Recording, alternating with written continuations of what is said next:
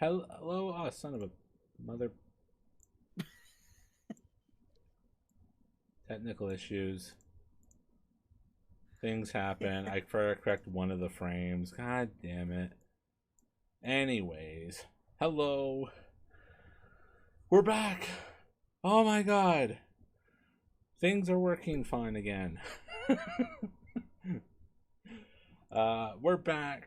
It is a new year. Can you believe it's not 2020 anymore?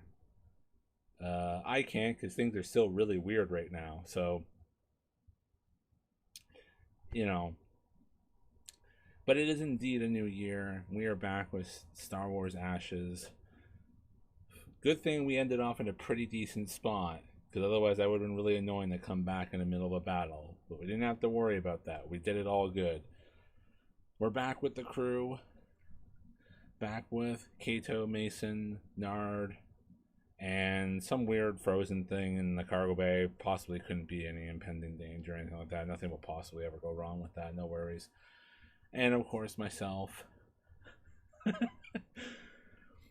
And it is time for more Star Wars. It is time to get back into the flow and see where the rest of this season goes. So, if the recap from last episode, we had the crew show up back at Starbase, Starport, Starbase, Neon, and it was under siege by a reasonable Imperial strike force.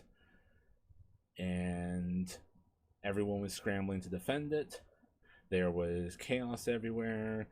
The crew tried to assess what the danger was. Kato, I think you were the one that got through the comms and tried to get some bearing on the situation. And it turns out the Empire came after some people that had stolen something Imperial. Gee, I wonder who those people were. And they had come here. The Neon refused any knowledge of anything. It started a big fight. Neon stood their ground. The Empire started shit, and it turned into the big battle that they were basically in. So from there, we had Nard man the gun, which is a funny thought to actually think of, considering how big and awkward he can be. They actually like manage getting into the gun, but never mind. That's just mean. And within a few moments, even though they were on their way, I think you initially were going to retreat and get GTFO out of there. But you were convinced to stay when you saw that some bombers were going to come in and just wreck the base. So you guys went on anti-bomber duty, and that was most of your space encounters, because I'm not going to actually put you guys against an Imperial Star Destroyer. Although that kind of sounds a little fun at first. Yet. yeah. We'll get you guys into like a frigate or something more powerful that you can actually have a fight with or something. I don't know. We'll see. That would be. So you guys went on anti-bomber duty. Had a really interesting battle with that. Trying to keep up with them, shoot them down. Some interesting stunts and trick shots that Nard was trying to do. Some interesting pilot stunts from Mason to show his capabilities. Mason handling the comms and pleading for help and awareness of the impending dangers and everything. And sure enough, you managed to... Well, you knocked most of them out. I think you knocked 4 out of 5, and then the last one, I think we said it was a kill steal.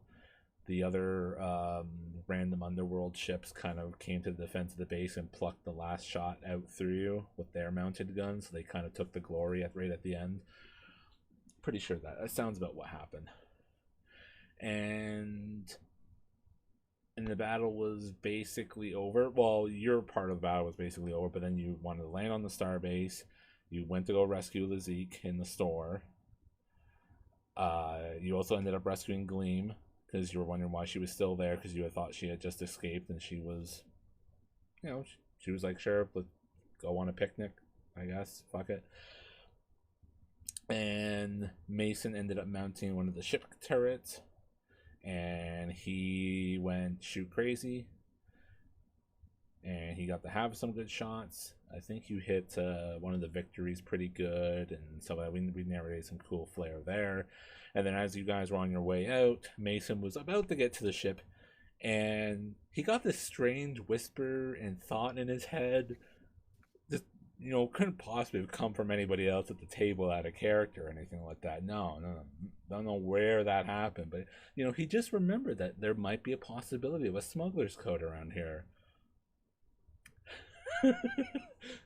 So he came to a screeching halt, bolted back to the promenade, managed to find it. The shopkeeper was in giant what the fuck mode.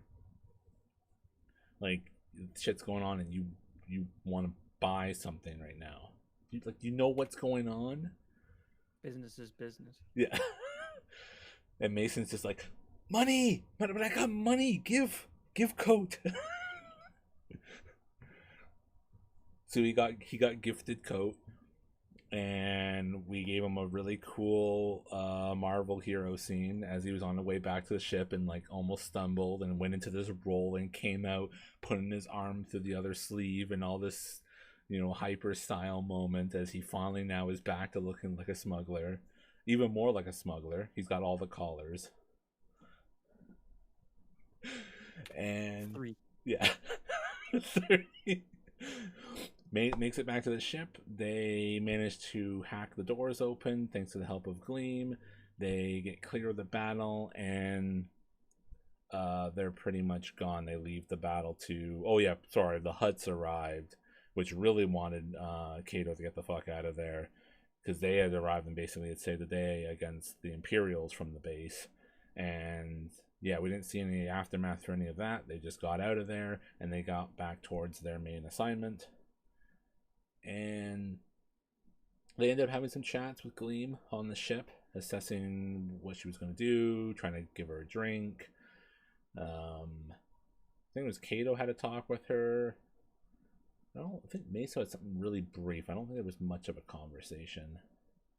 And then we had some conversations with Lazique. And that was kind of the bulk of it. And then there was this weird like cliffhanger where like Mason like wakes up early and sees Lazique outside near the cargo bay door, and she's all like freaked out saying there's something powerful in there. But that was not a big deal. No one really minds or cares about that particular plot point because there's nothing that can come from that. No worries. Anyways, let me just fix up a couple of these frames in the middle of the stream because I'm professional. So, I guess the name of the episode, the fill-in people in that I got, because I had Mason in suspense there. The name of this episode is Year of the Salt.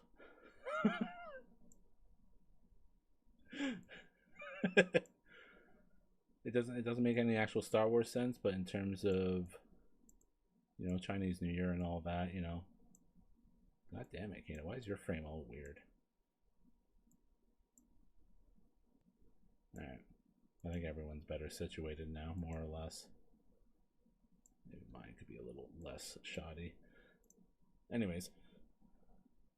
So, to get back into the flow of it, I don't know if we want to do the whole scene. Maybe we'll just kind of run over in some somewhat gist, and we'll kind of moved on with the summarizing the rest of the trip, because we kind of did that already and get you guys to your location. But what was Mason's general reaction when she made that remark? I think Mason.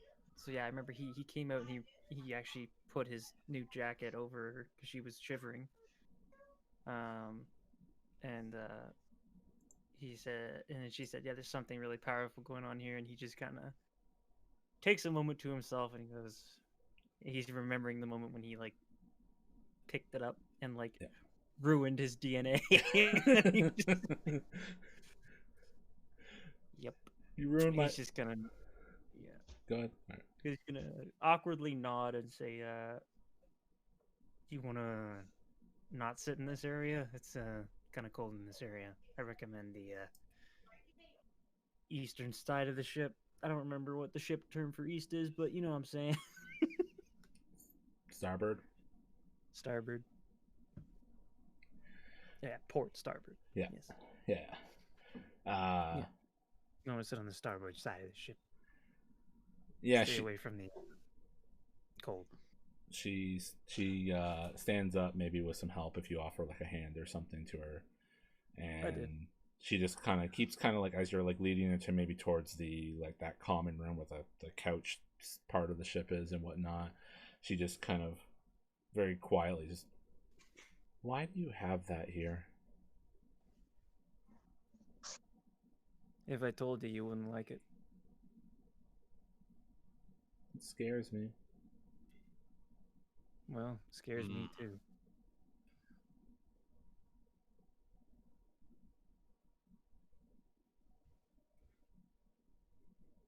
But here we are. No one's willing to take it off our hands. So we're stuck with it. Is it going to kill us? Nah, I'd sooner flush it out the airlock before it does that, kid.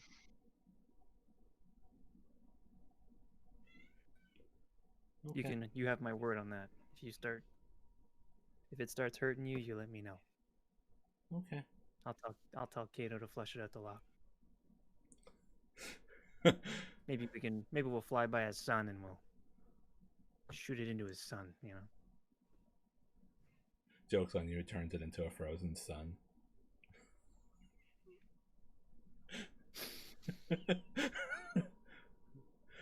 Okay. She sits down on the couch and, you know, keeps her coat around her for a little bit. And you know, there's probably a chance to wait for the is that a cat? That was my cat. Yeah, sorry, keep going. Wow, what an attention seeker. Cat, come here. So yeah, probably sits there, maybe has like a coffee or something from the rations, or Dura coffee, since that's an ongoing joke for our game. Dura coffee made with Dura beans. Mm-hmm. Grown from the finest Dura plants in the Dura soil. No. Not Dura soil. Dura dirt. Dura dirt. Drinking in a Dura mug. Yep. Oh, okay. And Made of Dura porcelain. Yeah. Because that's. We need to move on. That's We'll be here all Dura day. So when, I guess, either of the other crew members, when you guys wake up, anything that comes out of any of this?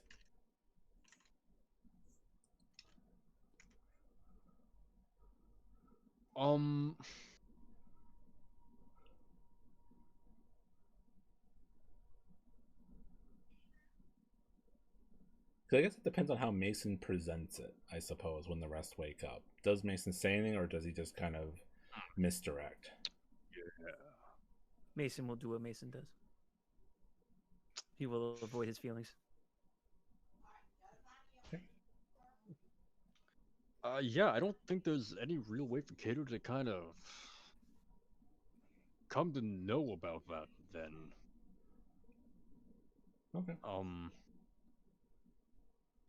And Nard is spending most of his day in that damn cold room, clinking away, making armor and stuff. Yep, he's the actual evil thing in the cargo bay. Yeah. Okay, fair enough. Anything else before you guys arrive at Roche? Because you're still basically in transit at this point. I think we said it's still a number of days. And this was... Did you have an exact number? Because I have things that happen depending on days. I feel like I said 5 days, and this was on like day 3 that this thing with her happened. So the day before we arrive, I will present 2 new armors for my crew members. Okay. What does that look like? Well, we'll be in the middle of the ship, where we have that. Yeah, we have a. Where we have the shark table now. No, that's still in the cantina. And I haven't installed that yet because I prioritized your armor first because we're going into battle stuff. I'm sorry. Going into battle. And I Might require be. your Who smuggler's knows? potion. And then I will just hold them, call out the ship that I have made some altercation to your armors if you want them. The do. one that I'm more proud of is the one that is actually worse, which would be the one that I draped with your old cloak. Hmm. It's totally ruined, your cloak, Yep. and it's very heavy.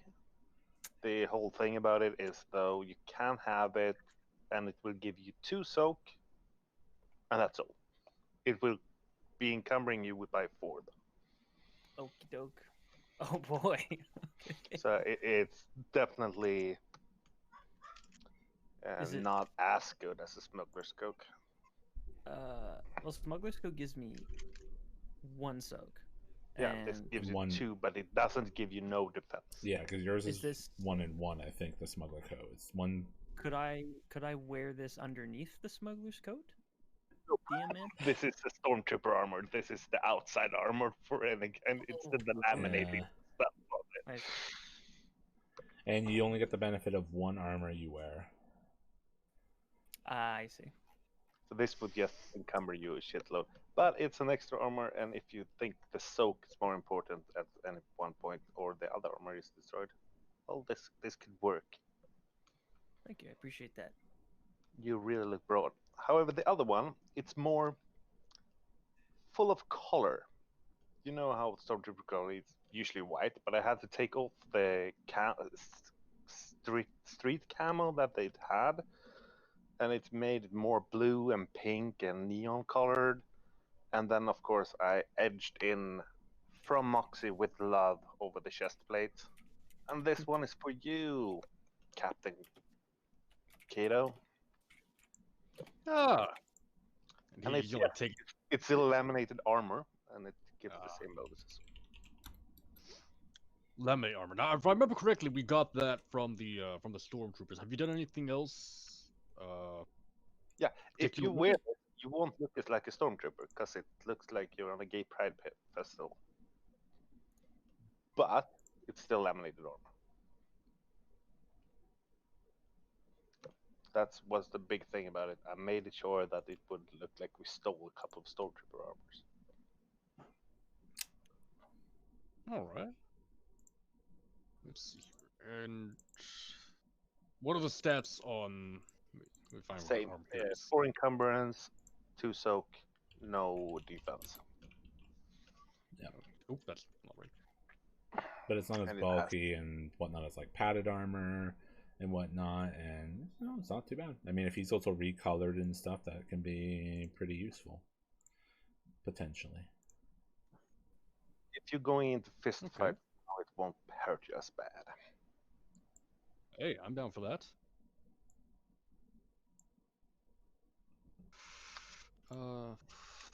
Goes laminated clothing then, I guess. No value, no page. Yeah, for now, I'll stick with the trench coat. Yeah, that's fine. I also tell you that we are now equipped with evac suits. So whenever we want to, we can go into the really cold storage space and jump into our evac suits if we need to. These suits have 5 stim packs in them, but move them to whatever you want them to be in instead of having them on your. So you have them on your person at all times. All right. I think I'm gonna take 2 on me personally.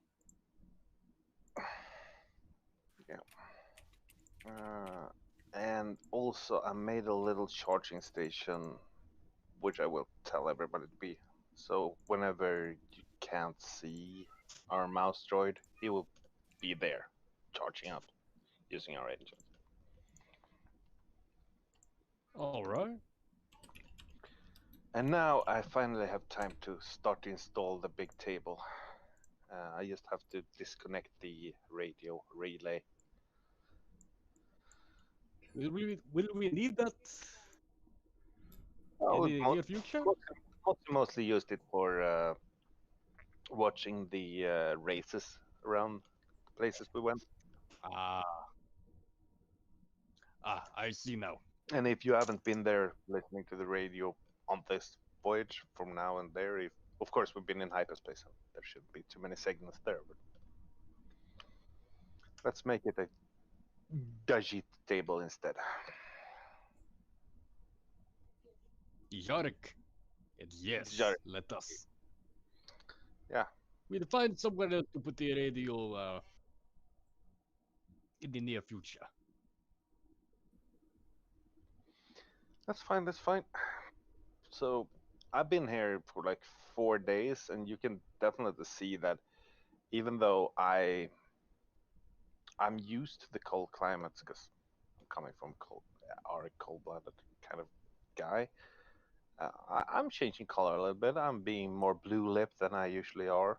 I haven't taken a hue to more bluish than I am usually. You need a blanket or something? Well, working inside that room, it is a little bit cold, but it's better Well, than me being there than any other nosy persons. true. Perhaps But you should. speaking of the room being cold, and shall we say the frozen elephant in the room, what are we going to do about that? We have not had a chance to. That's a good question. I mean, I'm sure that whoever's looking for it isn't going to be too pleased that their little ice sculpture melted in it. Maybe. Because I If the ice guarantee sculpture that was of any statue was value. worth a lot. I guarantee it was worth a lot of money, that sculpture.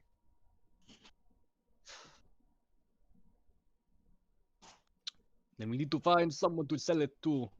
It is not interested in the sculpture. Yeah. Yeah. Well, I warned you we can before, Kato, that these symbols, both the one that's on the box and the other one that we saw in the temple, doesn't really give us much money. There can be collectors in Underworld that knows how to make money of that, and that's what we should fixate on. See if we can find a collector that gives us money. If money is the only thing we're after.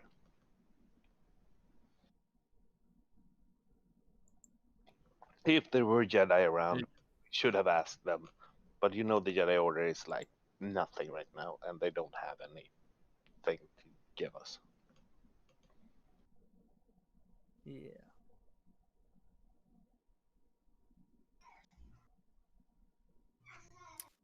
What about Yeah, Kato is going to nod along. Look thoughtful, a thoughtful expression on his face. Here's the thing, Kato. Your is she your ward? Is she your apprentice? What is she? Lazy.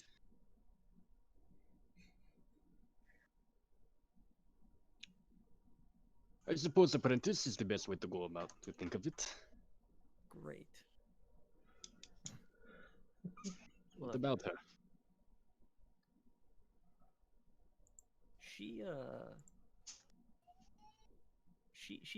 noticed something weird about the box. She knows there's something going on with it. I don't know what exactly. Maybe she's got that thing, you know, that hood guy had. But you might want to talk to her about it. Longer she stays near it, she's gonna. Quite frankly, Nord is now kind of interested in what Lizzie has to say, so he will straight up call up Lizzie. Lizzie, Nord, are you no. around? Nard, we deal with this another time. I've been in that freaking room for a couple of days now, as I said, and if somebody says it's a trouble for me being there, I want to know what she feels, Captain.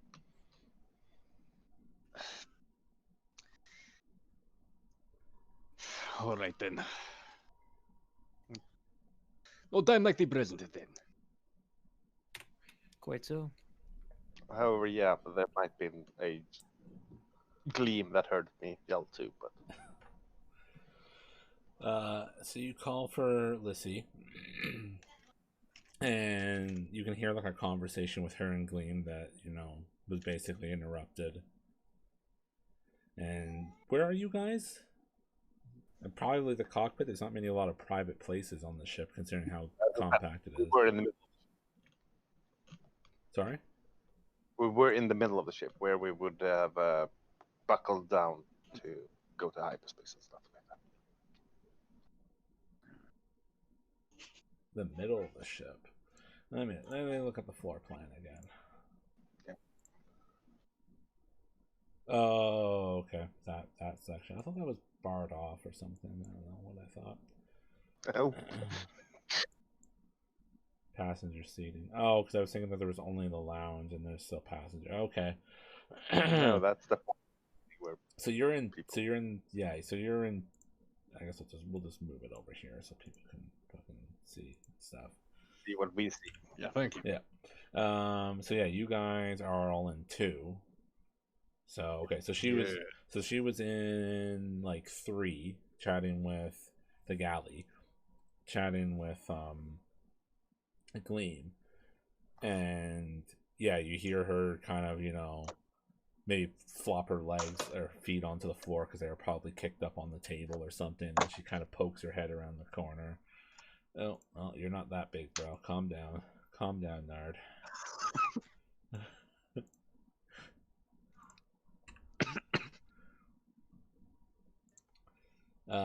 And she comes. Yeah, oh, let me get Mason's actual token because this is after I made stuff for you guys. Yeah, Mason is big though. Yeah, there we go. All right, that's better. Actually, I made one for her. Yeah, there it is. I knew I did stuff. All right. I just need to increase the size of the ship at this rate. It is a small ship. There really is no way around that. It's not very big. So yeah, she basically pokes her head around the corner and it's just like, hi, what I do now? She's got those like innocent, you know, mischievous eyes almost.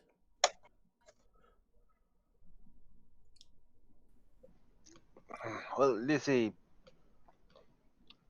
come closer. Sit with Mr. Nod.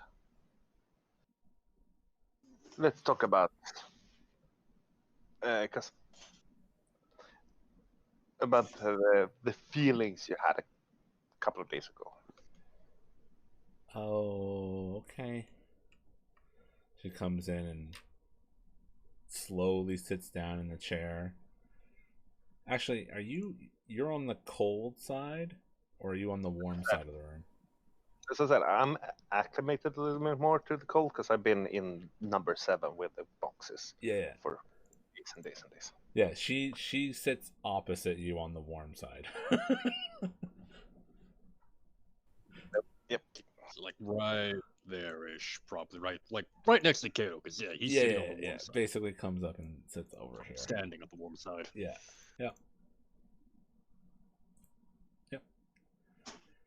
She like looks between everyone like a student pulled off to the side to talk to the teacher or whatever. So it's got that kind of.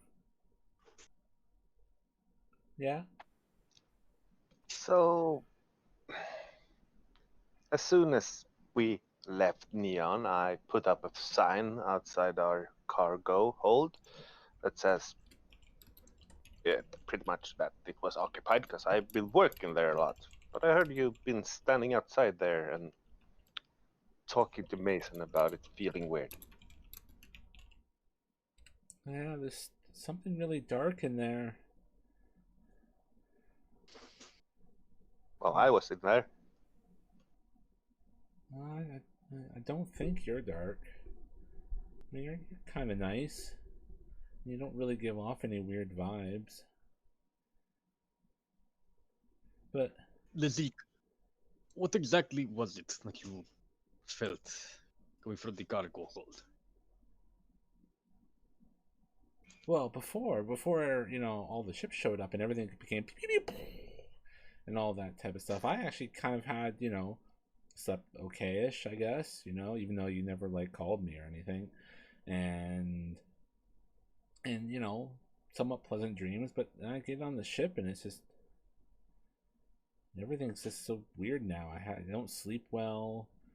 There's this strange dark figure in my dreams and thoughts saying really weird things.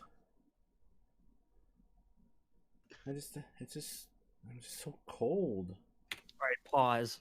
Did she say saying weird things or seeing weird things? Saying. Saying. Mason straight up says, "Okay, pump the brakes." A dark figure in your dreams? Excuse me? He's just like Hearing weird things? it's like made of shadows and just it moves and is like gas but with a person form, and it's saying like I'm important for something.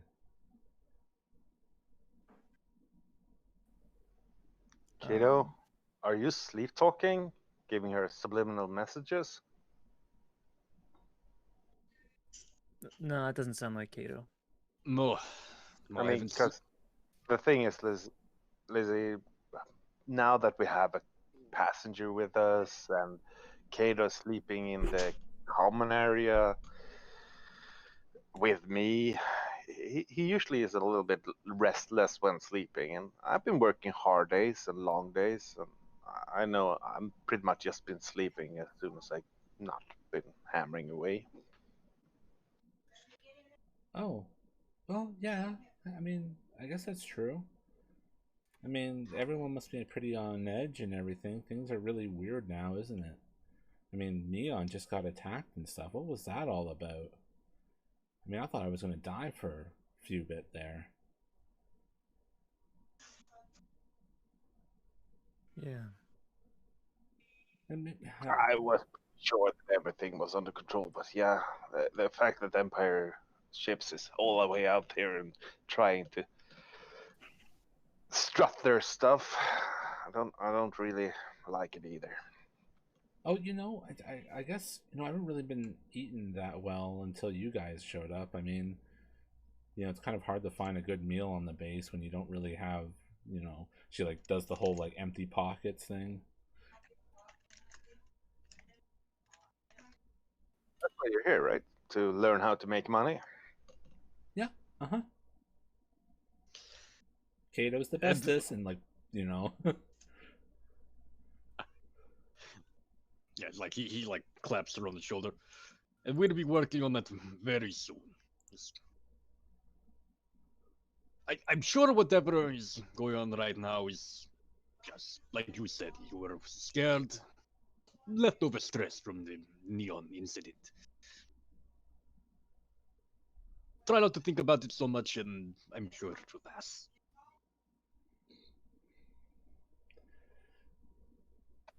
So How good is her bullshit radar? Roll.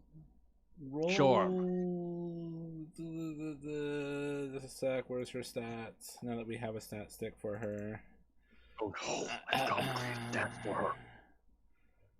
Roll. Oh god, 2 purple and a red perception. Perception or discipline.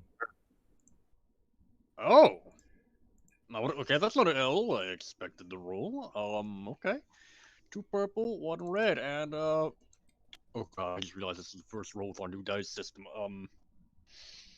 Difficulty goes up top, and then you just click on the skill dice button. No, I know how to roll. It's just I'm Chris and my rolls are setting a precedent here for. Oh, yeah, well, bite the dust. Here we go. Oh, wrong button. Yeah, you didn't. Yeah, no. There you go. There you go. Is it showing up on stream? Not as Good? bad. Yeah, yeah. Still pretty bad. Yeah, that. What do you mean not as bad? You fail at a threat. Well, I failed it with 3 threat last time. So you're not able to discern Oh boy. anything because she basically like I think she probably like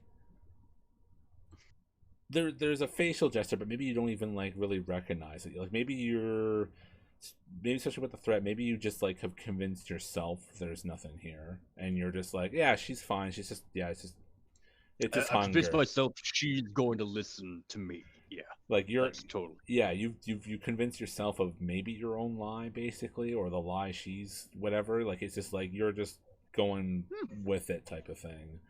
So much because you just don't want to deal with what you know is true. Yeah, I like that. I can roll with that. But I also, if anybody else wants a part of it, I am also inviting anybody else who wants to discern something that they can roll either perception or discipline and join in on this for their own. Nathan, Mr. Spectre. Hmm. So you had some contact with that. If I don't misremember, was his name Gray or something like that? Gray and Okay. blue, and yeah, you could say that. Yeah. He also had a sense thing, right? I mean, I haven't been having weird dreams about it yet. Maybe I will. If I do, I'll tell you. Yeah, but I was talking about our last passenger, not. Oh, the hooded guy. Yeah, Hood. Yeah. That was his name. Yeah, sorry.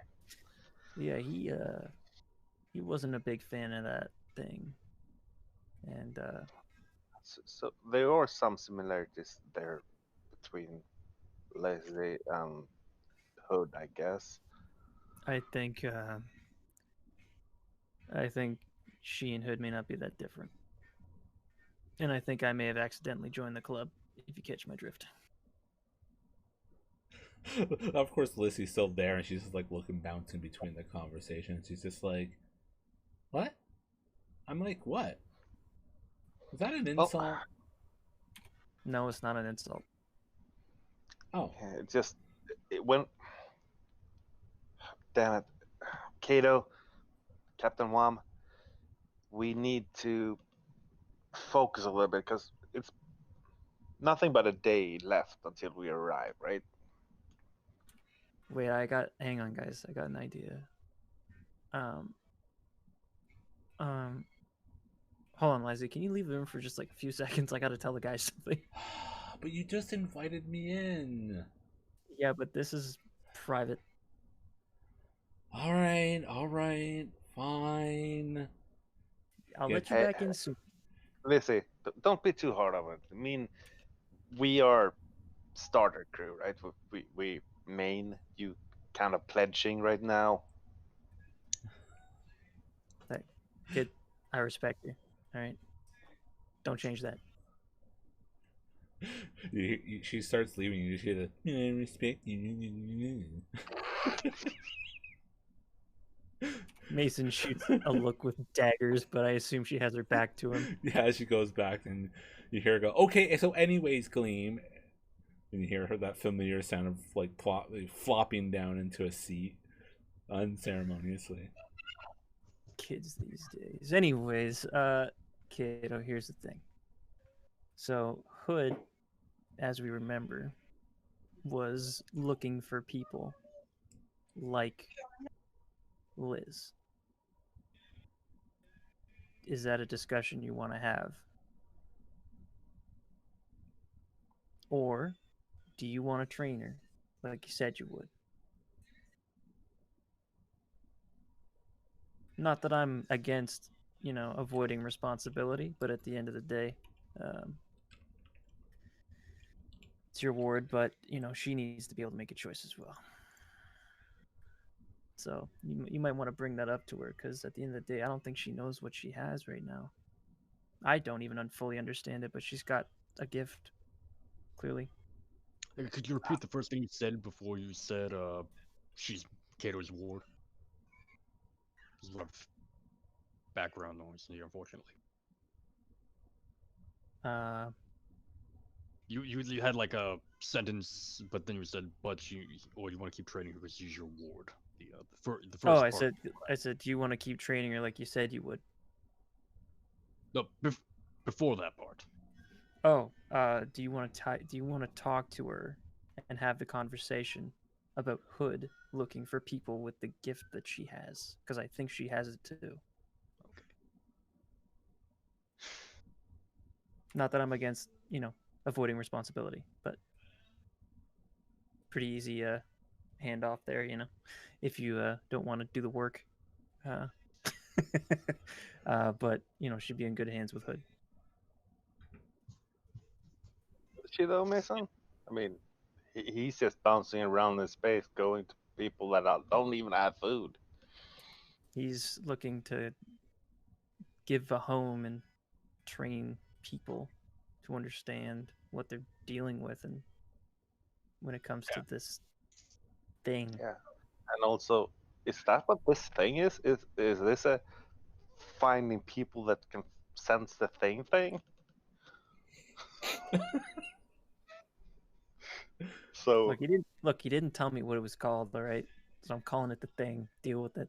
but also, you say that you feel something. The Hood has like told us that he felt that there was something wrong around the room, and Lizzie tells us that something is wrong around the room.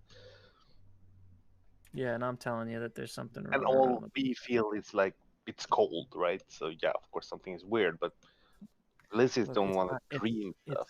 Do you it's dream not stuff? cold, man. All right, if it was the cold, I wouldn't be complaining about it. I'm wearing my jacket. By the way, my new jacket. Not to brag, it's really comfortable. And It's really very warm. stylish as well. It is very stylish as well. Thank you. I spend good money on it. In the middle of a space battle. Yeah, I'm looking down at my Hawaiian shirt. Yeah, you spend a little bit more than I have. But I reckon. found flip flop that actually fit. Well, It's not a competition, but I just felt it necessary to bring up that if you want to talk to her about it, that's your job. She's your, Padawan, business Padawan, as you say. No, she's your apprentice. So you talk to her about that. But again, leave the decision up to her. Don't force anything on her. Cato nods. Cato nods. Whatever is going on is concerning, but I do think that the stress she has gone through recently is only making things worse. This dream she is having, for example, if she is feeling the same things you and Hood did, you especially, Mason, surely you would be having these dreams as well, no? Maybe not. She's a lot younger than I am. More impressionable. I don't want to put race into it, but she's 12, and those are usually emotionally more keen, from what I heard.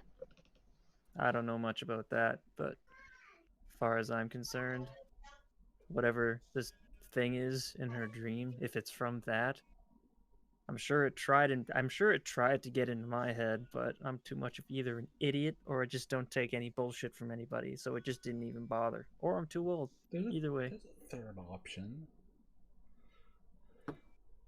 Either way, I'm not moldable. I've been through enough shit. Yeah. Getting on track though. We're supposed to sell a contract or pick up a contract. I need to know. You know what?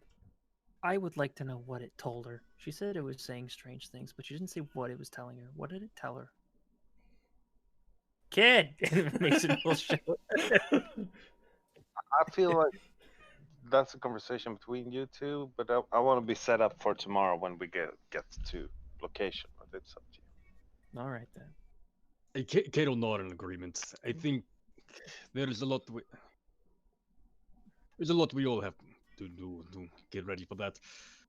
What if she does tell you though, Mason? If you could come back to me with it, Sure. it is important to know. Yeah. Gotta get my jacket back, anyways. I let her wear it because she was cold. I miss it already. Well, you got my jacket. I like mine better though. You should trade then. It's not really good against the cold. My big laminated armor thing. The only way you're getting this jacket away from me in a trade is if I'm dead. I mean, you gave it to Lizzie, and Lizzie might want the armor I made for you with your old jacket. Yeah, that's fair. But hey, that jacket, I didn't trade it to her. I just let her borrow it for a few minutes. Okay? Let her borrow it for a little bit. Kid was cold. I have some installations to do too. All right. Especially with the I'll find the kid. game table. But yeah, if you don't think we need any briefing, Kato, before we land. No. He shakes that. No, I'm going to start working on putting something together for that. Collect all the information we have and. I think also we're getting late in the day. Do you want a meal before we jump out of hyperspace, so I know which time we're? I think something to eat would be a very good idea. Thank you, Nard. Yeah, sounds good.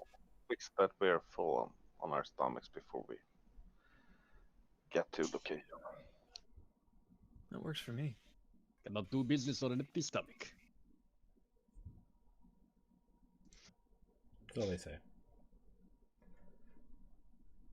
Yeah, and he's being chip and happy as he says that, but like especially as he leaves, like there's that look of worry that's still on his face of everything that just happened. Okay.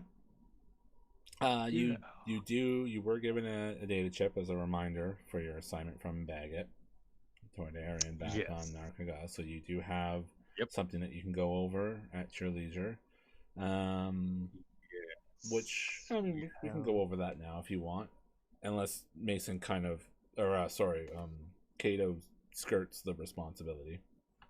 Oh no, he's actually going to go and work on that. That is totally the thing he's going to do. But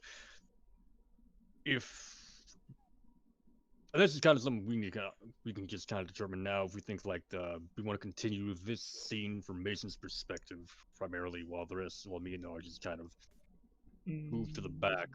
So my thing is like mostly just you telling me, filling me in on information right here. Well, we'll do it now so you have time to think about it while we go to other people in case you want to do something with the info. Okay. Good idea. I like that thought. Yeah. Where do you do this? That's a good question. Because your ship does have a handful of people here. Not, you know what I mean? So it does. Oh, shoot. Get out here a second.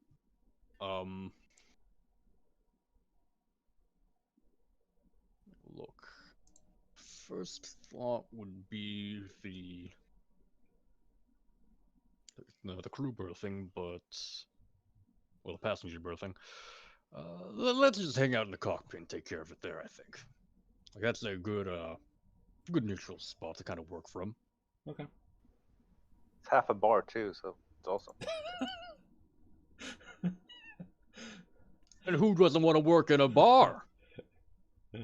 He's just flipping around the data chip like it's a bottle, like he's one of those very well trained drink servers, and I put it in the drink. I got this one, the Nal Shaddaa Cyborg. I should not have drank that. It was just pure oil. But yeah, no. So what? So the information I was given, what was all that again? Okay. So, there was some of it added in from Baggett. So you did get some extra like elaborated info because of maybe like whispers he heard or whatever. So, but it's being hosted by a Republic soldier basically called Major Sill, Sill. So he's the one running the negotiations. He's a fairly stern, no nonsense type of major. Not really all that surprising, military guy. He's got quite a good record in terms of battles that he's been in and won against the Imperials, which have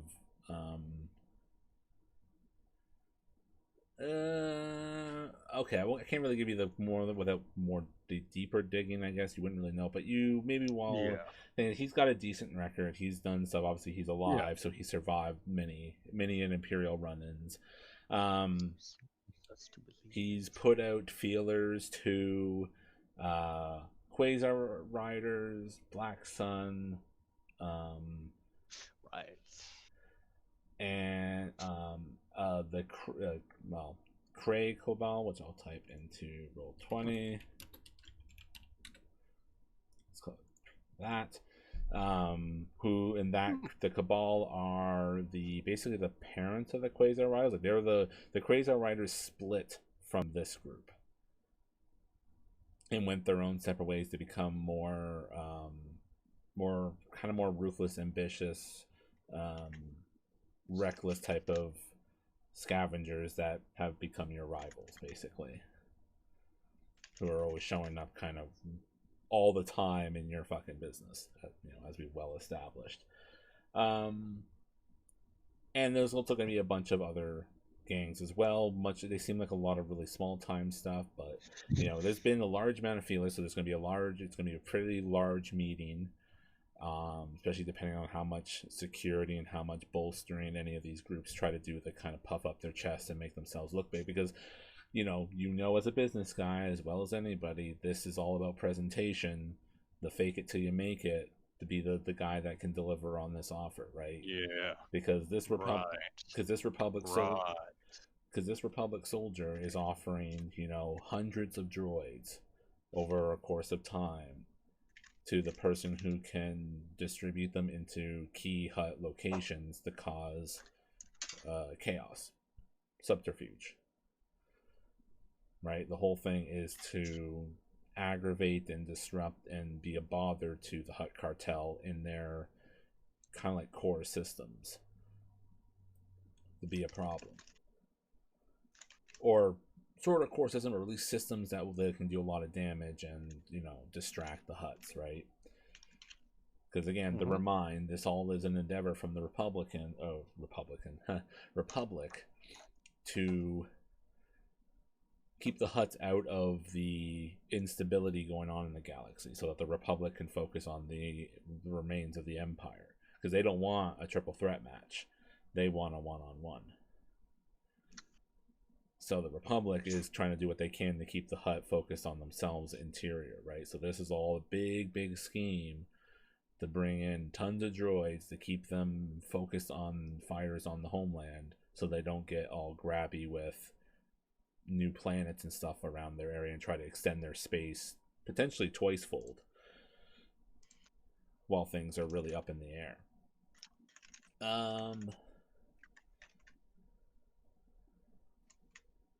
Let's see. You're given the amount that Baggett will bid on it. Maybe there's that patronizing little section of the thing where it's like how to bid war someone. Don't just, because he gives you a full wallet of what he's willing to put in, but he's not, he's like, don't bid this right away. all that basic auctioneering type stuff that you're like, yes, I get it, I know. God, you don't need to tell me how to do business. I know, Mom. All right, I know.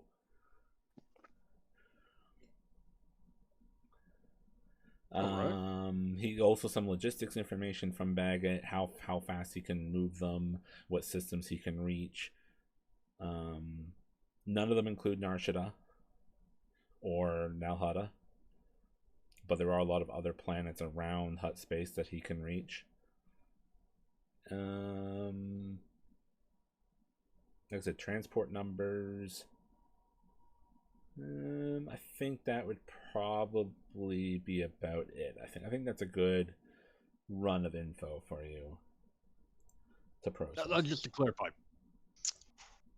we're the we're currently acting as the missionaries for him to be doing this job. We're not setting, or are we setting ourselves up as the people who will be doing this job on behalf of him? No, you're just negotiating the deal. Gotcha. Okay. Once the negotiation, he'll do the legwork. He does the actual job. It's just that he's a little Toydarian that couldn't get off the planet and all that. Yeah. No. Yeah. And he didn't want to deal with the potential threat of all this stuff because you're going to be in an asteroid field, so who knows what stuff will be going on in there. It's very kind of a weird system. There used to be rebels here. There used to be battles here during the Clone Wars. Roche has kind of a bit of a history. Hey, the odds of successfully navigating an asteroid field are approximately 3,720 to 1. Get out. C-3PO here. Lesson learned, I will never tell you the odds. It's okay, we haven't even seen the asteroid field yet. So yeah. Yeah, but no, Kato's going to spend the hours. Yeah, the hours we have left, if going over that, kind of planning out a course of action, preparing the game plan for the rest of the crew and all that. And he's making sure to work Lezek in on it as well. More so, and I might reverse this decision later on, but at least starting off, he's trying to put her in a position more like an observer rather than anything that she can possibly do. Okay. You also have a chance to ask me any additional questions if you have any now. We can sort anything out with roles. I don't know. So the Quasar Riders, Cray Cabal will be there. Probably some others. Black Sun. Black Sun. And then probably a good dozen or so smaller groups, kind of like yourselves, basically, but for people who are actually representing themselves to actually do the work, not on behalf of someone. But there'll be a good dozen or so compact stuff. Does it have information on there about these guys that I can when you introduce them, be like, hey, tell me about these guys, because I read about them? Or is it kind of yeah, I know they're gonna be there, but I don't know who they are. They're nobodies. Well, you can roll knowledge underworld. Okay, let's try rolling knowledge underworld. Yeah. So it does have names, but it doesn't have any information on. Well, of course it wouldn't have any information on them. Probably not a ton of. Is it just a pure knowledge underworld roll? Make it average. 2 purple. 2 purple, right? Yep.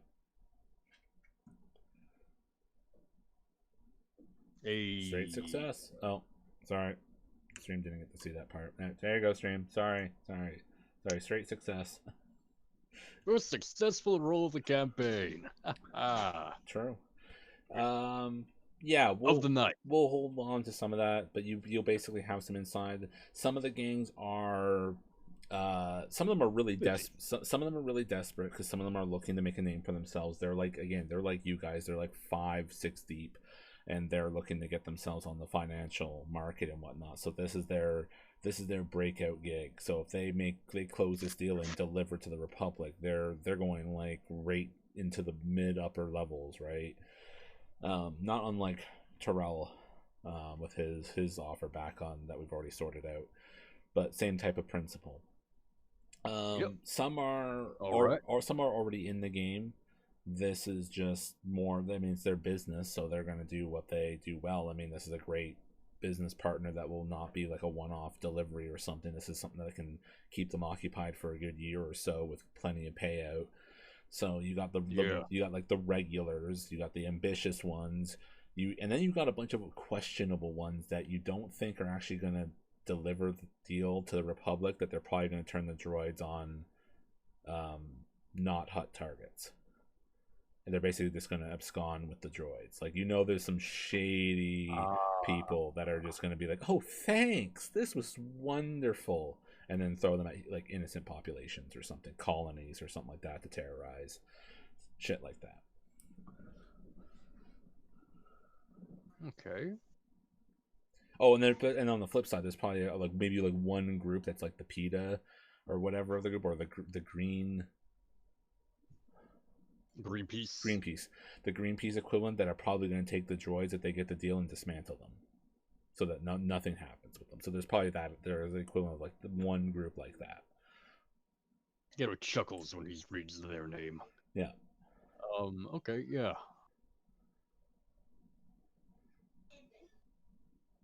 Does it mention anything about the retinue that Sal will be coming with? The retinue. Still, that like, does it mention anything about like who he might be bringing with him, who he will be bringing with him? Or does it just mention him by name, and it kind of assumes that he's a major. There's not going to be anyone. Well, there's the assumption that he'll have his detachment, but there's no other key names that are mentioned. You'd have to maybe know someone that knows him, I've heard of him, to build some sort of sense of who he travels with and whatnot. Who is Okay. Yeah. Okay.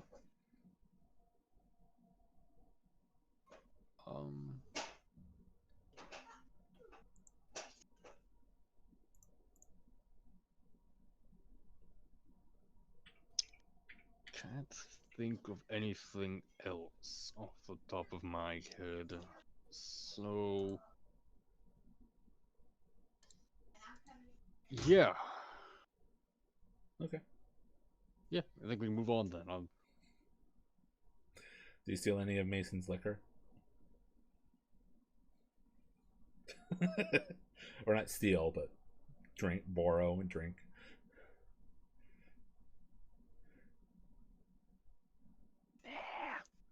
No? Okay. Nah. No laughs this time, folks. Sorry. We'll get there. Was the ice machine and stuff installed, or is that still yet to happen? It was done before we got to Neon. Oh, okay. All right. So it's all intact and all that. Okay. So even the cockpit is just a little chill, but not the bitter, piercing cold that has, like, a third of the ship. Okay. I'd be really wrong if the ice machine makes the cockpit chill. I mean, it's still an ice machine. If you have, I mean, it's still gonna like bring the temp down like a little bit. It's just not gonna be like cold. Refrigerators works the other way around. They bring the heat up in the rooms they're in. Well, I guess it comes. I was for some reason thinking it was like an open ice machine that you'd see at like a bar where they just kind of scoop in a cup into the ice type of thing. So it wasn't like a freezer closed door thing. But depending on how it actually looked, I guess it would be how the temp would be. Anyways, Nard or Mason, any scenes or things of note you want to do or accomplish in these last 24 hours of your, or however many hours? How many hours are in a Star Wars day? 27? I think I heard once, or is it just 24? Oh, I think it's a 24 standard. I think it's Star Trek that Nard. has 28. I think Star Trek is 28 or 27. It's one of those things you never really notice. But anyways, go ahead. Coruscant, it's a Yeah, 28-hour day. That's a thing. Yeah, it varies on planet, but standard is still 24 from what I'm reading here. Okay. Yeah. So anything for Nard or Mason? Mason has a scene. Does Nard want to go first, though? I took the scene in the beginning with giving you the armor and bringing all this to afterlife, so I'm done. Yeah, so basically when we all split off from the group, Mason will shout again, "Kid!" and he'll go looking for her. She's in the other common room thing where the Dejaric table is supposed to be getting set up at some point. Talking to Gleam. They're having a girl chat. Fair enough. Mason walks to the door and knocks on it. Stands in the doorway. Yeah, they pause and I think it's Gleam that kind of looks up and kind of perks an eyebrow. Just, oh, hello, Mason, Mr. Spectre. Care to join us? I was actually hoping to talk to the kid for a couple minutes in private, if that's all right with you. And Lissy kind of gets up and she stands up slowly and looks on the gate and says, "Oh, don't worry, they're gonna kick me out in 5 minutes. I'll be right back." I mean, it's gonna be a quick chat, so yes, but just come with me. Yeah, I'll keep Gleam company. Okay. You could talk with him, Lisette. All right. Yeah, we'll head to the cockpit, just so I can get some air and you can say what you need to say and not have anybody else hear it but me. Okay, so I'll start. Hi. Hi. About your feelings and such. Look, I've been having feelings like that too. About the thing in the cargo hold. And so you said that this figure in your dreams, I haven't been having any dreams, first of all, about this thing. You said you've been having dreams, and that's making me worry a lot more than I like to. So, you said that it said strange things to you. I need you to tell me what it told you. It's always something about like I can break free of these chains and I don't have to be in torment all the time, and I don't know, it's always just that same thing over and over, and it keeps trying to reach out to me, and I run, but there's nowhere to run, and then it's just, I don't know, it just keeps saying it over and over, and it's just always right behind me. And it's saying I can be set free. I don't have to be a slave. I don't have to be weak and poor and Well, here's the thing. If something that looks like that is telling you it can help you, don't trust it. As tempting as it might be. If something looks like some form of ghost or demon or something, don't trust it. what I have left. I've been like this for so long. Like I've barely avoided just not becoming like one of those girls that like take their clothes off and stuff. And I don't know. Like I don't. What other future do I have? Isn't that Well, what here's I'm? the thing. Look, you didn't become that thing. You almost became it, but you didn't. Someone's looking out for you. And don't think that it's that thing. It's not. It's us. It's Kato. It's me. We got your back. Is it? Yes. Man, he only came to rescue me when the base was on attack. He doesn't return any of my calls or say anything or teach me anything. Well, look, I'm going to have a chat with him about that. But he came to save you for a reason. He's really, really terrible at showing his feelings. Just like I am. Okay? I'm having this chat with you because you're new here. And I can trust you. Because we share this thing. What do you think of it? What has it done to you? Well,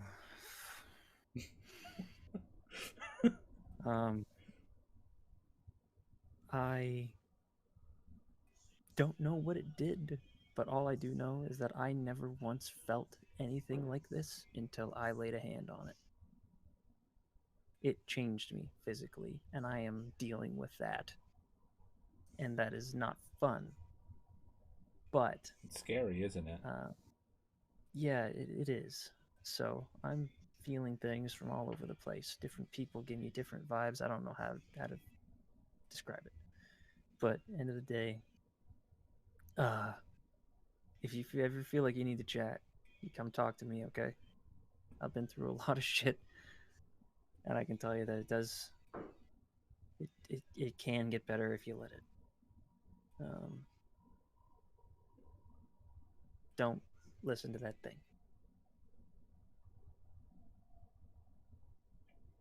If you're gonna succeed, you're gonna do it yourself. You're not gonna need that thing's help. Give me a 2 purple leadership. All right. The ex-military coming out of Mason. 2 purple leadership. Come on, Mason, old buddy. He wasn't a leader, he was a soldier. Oh, no. Oh. 1 threat. All right. Can I get a blue or something for the roleplay? Unfortunately, not so much. Although it was really good. Don't get me wrong. Love the roleplay. That's what we all stand for here. So you get the sense that you say the words, but it hasn't really taken grasp yet. It's just kind of like it's just like hovering in orbit around her thoughts for now. Well, as long as it's in her thoughts, that's all that matters to me. She doesn't have to act on it right now. She can just have it there. Yep. And he'll say, yeah, if you ever need to chat, if you're ever feeling down, you come talk to me. Okay? Okay. And don't, with regards to that thing, I'm going to try and get Kato to get rid of it as quickly as possible. So that it stops bugging you and me. Cool? But it's just going to bug someone else. That's fair. Shit, why'd you have to make sense, kid? Well, okay, yeah, I don't know. I don't know what we're going to do with it. But in the meantime, you need to not listen to it. That's about all we can do right now. So. Okay. Okay. She kind of nods and she goes, do we have any rifles around here? You know, for when things go really wrong. I don't have any. Yeah, Nard probably has some. Why? Well, you know, when I don't, you know, you took me away before I grabbed my stuff. I don't have my rifle with me. You know, if we need to, You get shot? you know, when we need to pew pew, pew pew. Look, all right, I'm gonna. Okay, like, you're young, and I don't think, like you. I'm not gonna put you in a combat scenario, okay? But you should have a rifle to protect yourself in case someone boards the ship or something. That I'm okay with. But in terms of like going out there and helping us with the jobs in terms of the fighting and stuff, I mean, it's your choice, but I'm going to really advise against it because you're young. You should be learning the business stuff first from Kato. If you want to learn how to shoot stuff, then you can come talk to me. I can help you with that a lot. But yeah, business stuff first, kid. Okay. She gets up and just bounces out of the cockpit. Yeah. Also, and as she's leaving, it's like, yeah. And if you have any problems with Kato, you feel like he's not responding or anything, you come talk to me. I'll talk some sense into him. Is that code word for beating them up? Hopefully, it doesn't come to that. And then a few seconds pass by and you'd hear, Kato, Mason's coming to beat you up. Wait, he is what?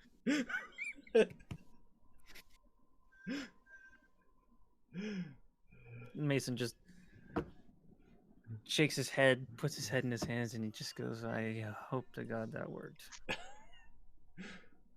And he pours himself a gin and starts drinking in the cockpit. Just one glass, nothing excessive.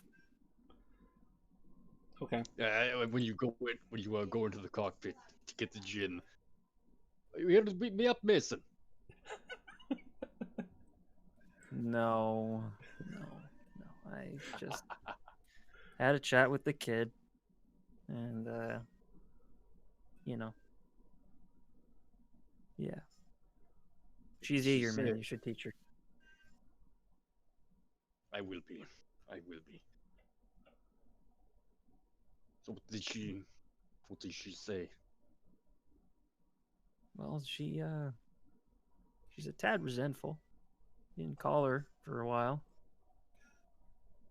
And she doesn't feel like you're teaching her much right now, which I don't think you are. But she's here for you. And at the end of the day, that thing in there, she told me what it said. And it's trying to make her be its friend in a way that would be I think it's kind of a parasite. The thing in her dreams, I think it's from that. It's trying to make friends with her. And you need to be your friend. Okay? I can be your friend, but you need to be her mentor. Because otherwise, I don't know, someone else is going to steer her in the wrong direction, all right? Yeah, and Kato nods to that. Anyways, and Mason finishes Sure. pouring himself the gin and puts in a couple ice cubes from the ice machine. And he starts drinking. Well, if I'm not gonna say I've become attached to the kid as like a cool uncle that shows up every once in a while, but if something happens to her, I don't know what I'm gonna do. And he just starts drinking, and he walks out of the room. Kato is just left smiling, shaking his head probably a little bit there. Okay. Yeah. Nard, what's your conversation with Gleam like? Paul, you have to move a little bit to the left so I can get down there, and then I'm gonna get on all six and start disassembling the radio and making room, big box. So yeah, I'm not starting any conversations here. Oh, I thought you said you were keeping her. Okay. Yeah, she eventually just gets up and goes over to the actual passenger seating as that part is gradually being upheavaled into. Well, I'm just making sure that there is a change in rotation of food things so that we get food before we have to go out to hyperspace. Okay. Fair enough. All right. Basically, we say you guys get to have another night and can wake up pretty much on the dawn of your arrival into the Roche system. And So, oh, sorry. no, sounds good. Okay. Yeah, I was trying to think if there's anything else of important, but I guess that there really doesn't really mean too much. So I think we basically just see the image of the ship just kind of pulling the, coming out of hyperspace, the doosh, sudden, like, pseudo motion as you guys kind of, the engines flare and you're roaring into this massive asteroid belt, asteroid field around a star. There are a couple planets on the inner thing, but this system is known more for the asteroid field because it's so substantial and so dense. And like I said, there's been people that have come here numerous times over the course of history to set up place. It's a nice, quaint little place to hide stuff, right?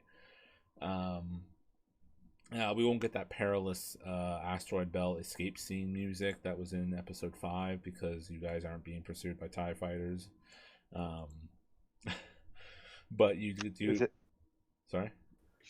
Is it easy enough to go through in slow speeds? Or do we need to man a gun to blast a way through? I don't think you really need to man a gun. It will end up being fairly easy for the most part if you have the taking your time. But you do notice there's quite a bit of kind of ship traffic around here. At least kind of like the people that are here aren't. They're not as concerned about being quiet as maybe you originally thought. Like, 'cause I think as you get close to the asteroid belt to get into the boundaries of it, you see the Republic Nebulon B frigate that this major is presumably going to be organizing a meeting. Well, not from the ship, but he's he's going to come into the base or whatever. So it's like, but you clearly see the ship. Like, it's not necessarily like it's that well hit. Although Nebulon Bs, I guess, are somewhat on the smaller size of ships. But I mean, it's still kind of obvious. And I think similarly, there's probably a couple other frigate-sized ships as well that you kind of notice around the area. But maybe a couple of them, most of those other ones that aren't the Republic ones, are trying to stay blended in with the asteroid belt a little bit more. They're just, they're not trying to take hits or anything, but they are kind of on the edge of it a lot more, kind of blending in. And that's, I think, when we'll go to break. Let me get up the timer and get things started, guys. We will be back. Oh, wow.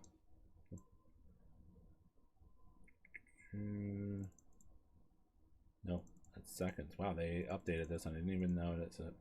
All right.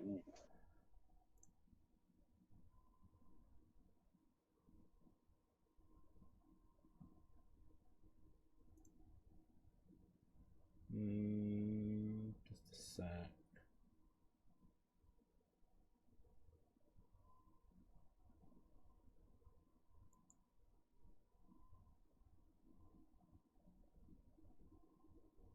Oh god, I think this thing updated the file and screwed everything up.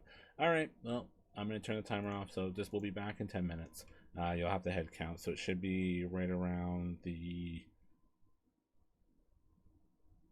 What is it, 9 p.m. Eastern? So it should be 9:10 Eastern. Alright, see you guys in a little bit.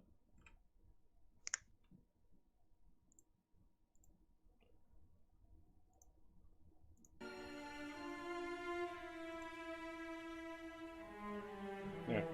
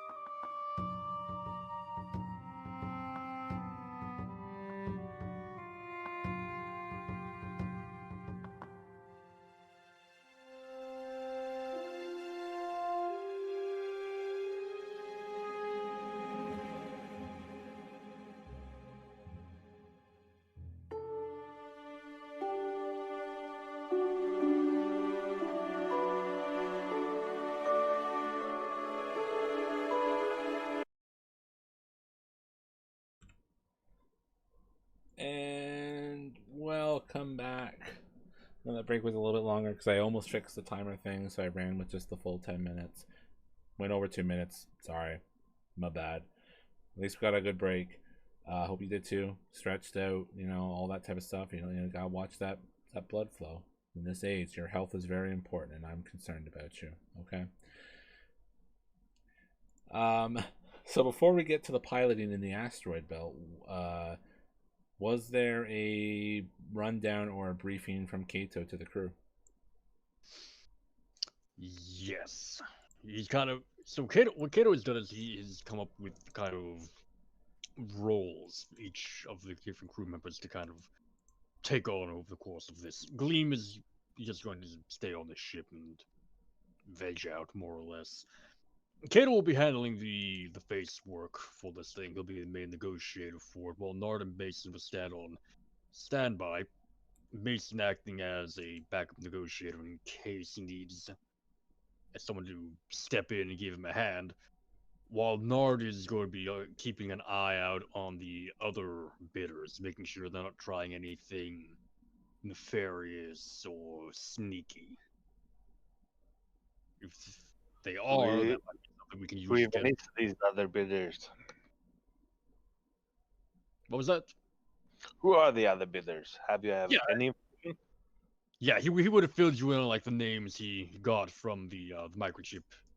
You especially, Nard. He would have filled you in on the names he got from the microchip. So like Zal said earlier, the Cray Cabal, Quasar Riders, Black Sun, a few of the smaller groups, Space Greenpeace.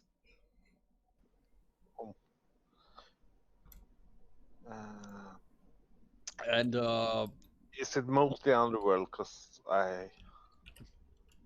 I'm not thinking I can make another check to see if I know more than you do. yeah, no, he will give you a full list of the names. So yeah, let's see. I'd like to see make a check, see if you do know more than I do, which is entirely possible. Okay. If they're more Outer Rim factions, or if they're more common lore about these, or if they're warfare factions. Yeah, like more specific details on them. Oh, okay. Sure. Try Hanging in the Outer Rim. do a hard knowledge. Well, I guess if you're looking for Outer Rim factions, then Outer Rim, I guess. Hard is 3 purple, right? Yep. Wow. There you go. What information would be useful besides anything? Yeah. No. We know which are the big ones. Do we have what is Cray Cabal known for? So they are generally an underworld enterprise. I mean, they kind of deal with a lot of legitimate things, and I mean, the Cray Cabal were they're fear factor. No, I don't know if they're a fear factor necessarily. No mafia. They're the well, not that the Black Sun aren't this, but they're essentially like the veterans. Like they did do illegal things. They were into a lot of stuff, but then they decided to legitimize a lot more and keep a more proper front and whatnot. I mean, legitimize is a relative term dealing with the Hutts and the underworld and whatnot, so it's still always there's always going to be that kind of certain vein where that's not necessarily true. But compared to most, they kind of started becoming in proper legitimate business, honorable business at least, and then that kind of rubbed the son the wrong way, and he broke off from his father, who ran the Cabal, and started up the Quasar Riders to become kind of, we're going to do what we want on our time, how we want, and we're not going to play nice and live by this honor code and all this stuff. This is the underworld. You lie, cheat, and steal your way to the top, and there's no ifs, ands, or buts about it. So it became that break of principles and philosophy for how the Cabal was kind of operating. Well, that's perfect for me because that's what I'm gonna tell Kato. So Kato, when dealing with these old dogs from the Grey Cabal, especially in a business dealing with the younger factions. They're gonna bark and bite, but I think they are well trained in knowing how to listen to good facts. I don't really know who's the actual seller of the contract yet, right? Nah, probably wouldn't. However, make sure that don't step on the Crackabal's toes, but make sure you are noticed. Don't jip. Like, I guess we're probably gonna see a lot of the other factions really jip, trying to make a noise to be heard.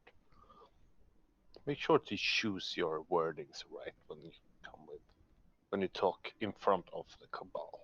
Get their respect. Speak softly, but carry a big blaster then. Yeah, even before we get there, I'm expecting people to come in showing a lot of muscle. Yep.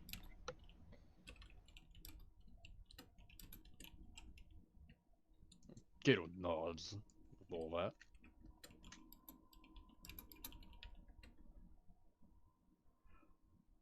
But, Mr. Spectre, we ain't afraid of no people showing us guns, right? No, It's all about how they use them. that's correct. Spoken like a real wise man over there. Well, more like a veteran, I say. Seen too many guns pointed in my direction, so I'm all left there. Yeah, I've seen quite a few myself over the past few days, weeks, months, years. Yeah. Hope you take note of it. Gleam, do you want to be listening in on this, or are you out of this? I mean, I'm always happy to be in the presence of being able to obtain information firsthand, but are you convinced this location is safe? No, we're convinced it's not safe, Gleam. It's not safe at all, and that we're convinced of. However, Ah, I'm convinced that we're going to get out of this alive if we don't jip too hard.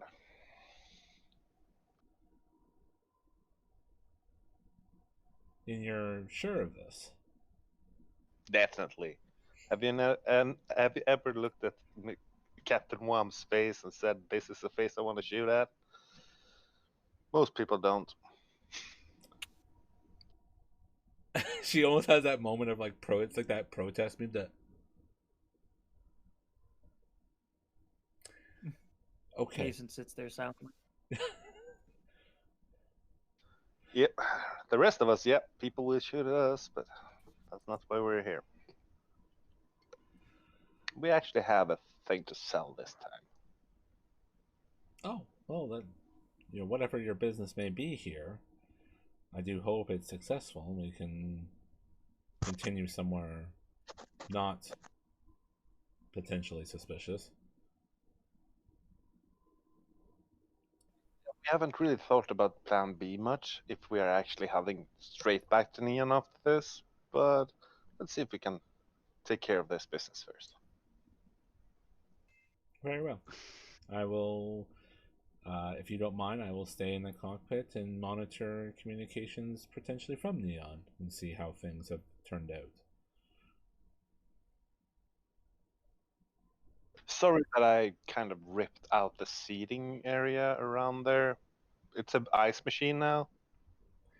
I did kind of notice that. That's a rather strange retrofit to do on. Thanks for you ask. But we have extra communications devices back in engineering if you want to go there instead. Ah, right. Of course. They're always. Of course, less alcohol there. So Hey, there's still the pilot's chair. You can sit in the pilot's chair if Yeah, you communicate. just Stay warm. Mason, usually you don't like people sitting in your chair. Not That's while I'm on the at chair. least That's not my touching your chair. stuff. Look, no touching my shit. But you can sit in my chair. So long as I'm not here. Okay, what is it? Time to gear up. Oh, do we have Put gear? out armor Where's the gear? face. Yeah, you haven't seen our gear? Yeah, I'm gonna give her the sparsest gear we have because I guess two.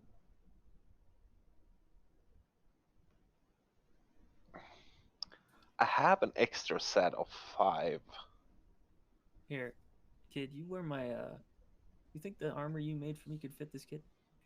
Yeah, what if you give it to me? Yeah, I'll refit her in a really large, bulky, laminated armor with drapings of your old shirt on it. She would How look yeah. like How- really mean if she has that on. how tall is Mason again? Mason's like 5'10". Yeah, I have that modified a little bit. She's 5'5". It doesn't. It'd be a little. I mean, If- technically, she could wear it. It can be worn. It's just not going to be snug. No, it's not about these. No, it's all about the laminate, just fitting it in, bulking it in. It's still like a knight's armor, right? It's the Yeah, equivalent of that. she has a relatively slender frame. I think Mason's got a little bit of. He's a man, she's a woman. It's the whole Yeah, thing. Yep. yeah. Also, I think I can snug her in. She will look mean. Maybe she will drop a little bit in her agility for the extra protection. You make her wear it anyways. Okay.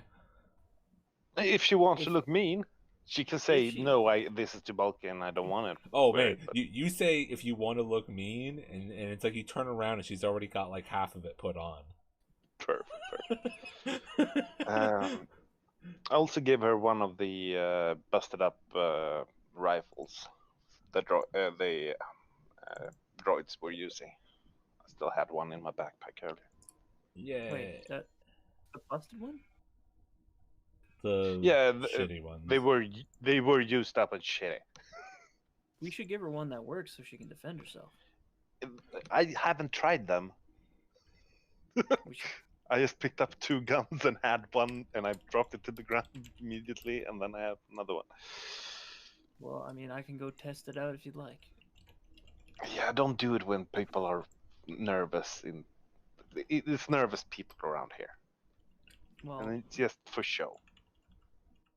don't we have any spare rifles that work? Didn't Moxie took the big we, one. we sold them all, right? We sold them all. Yeah, that's how I was managed for my jacket. Rats. It's okay. Remember, I usually don't have any weapons with me, and Kato usually has boxing gloves. So for weapons, it's you. It's you, Mason, Yeah. when we need them. Well, kid, wear the armor. Stay out of my way. Stay out of their stay out of their sight lines. Okay. She kind of like holds up the busted rifle, like trying to do that motion, but it doesn't work because it's not a fucking shotgun. Yep. And she's Okay, trying to like but- practicing her mean look, like. You need to. Okay. Beside or behind her, you can see this towering guy in a Hawaiian shirt, cargo He's a- shorts, and flip flops. Yeah, Mason will speak up and say, "Look, kid, don't carry the rifle. If you have a weapon, they're going to be inclined to shoot you." But I'm not good with pistols. Yeah, I'm saying you just wear the armor and stay out of sight. You can holster the rifle at least. You can still carry it. It's fine. Well, you said it may not even work. Why not? If But it the reason she'd use it is to look scary if you need to look scary, right? She You- can pull it out don't- and scare people. you don't look scary if the gun doesn't work, okay? I speak from experience. People won't know that. True. They might if they've got a keen eye on them. And if they've got guns and they've used them a lot, they might be able to tell whether or not it's Captain powered up. Wham, come diffuse this. With or What? without the gun? Does she look mean? I or was does she in the not look mean? military. I was in the military. If I'm you have the old. I gun was in that- the same military.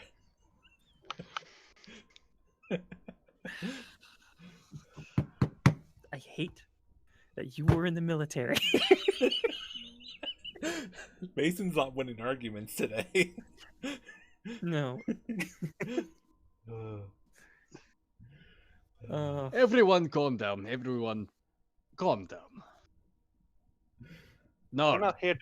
I'm trying to say we're not here to fight, but we should be looking ready to fight. And you say, well, if she's not going to fight, she shouldn't look like she's going to fight. Yes. Which one is right? Nord, yes. She looks very scary with the gun, and we need to be ready to fight. But, Mason, yes. If she has the weapon on her, she will look like a threat. People will be inclined to shoot at her. But, she'll still need to they still need to have a gun on hand. So, Nard, can you hold on to the rifle for her? And, if necessary, pass it to her. I have an extra rifle on me. Good. I don't know if that works either, Mason. Mason shakes his head and rubs his. He basically has his hands on his temples to like. He's clearly stressed, and he rubs his temples. Just let me do the shooting. If your gun isn't gonna work. Well, the main plan here is not to shoot at all. That Yeah. would be ideal. Okay. If you got me all heated up. If you guys need me to chat during this negotiation, you let me know. You say, "Hey Mason, what do you think about this?" Then I'll speak up. But gosh darn it, guys, I'm just worried. Okay. I don't want to say something stupid and piss off the client. It's okay. So All we're gonna do is sell a contract of some droids. that's It's gonna fine. go fine. It's gonna go fine. We'll let Kato handle it. Kato will talk us through it. Kid, just pay attention to what Kato does. And if it doesn't work, then there's always next time. She just nods. Okay. Yeah. Got her mean look on. Well, if you get, well, okay. Maybe don't look mean. All right. Maybe just look relaxed more than anything. I can't relax. The armor would fall off. No, just clean slate. It's okay.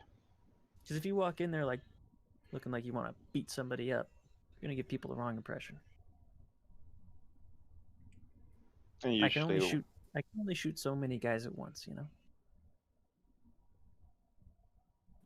usually I am the diffusing guy, as much as Kato is, I guess, because Kato is still also bright smiles usually. Okay. Yeah, I'm more of the oh, this has gotten out of hand. Allow me to take control, kind of fella. So If I can draw a parallel to as we step off, usually we have this 2 feet tall guy just jumping around my feet, really nervous with a giant rifle. Now we have a mean, at least human-sized Twi'rik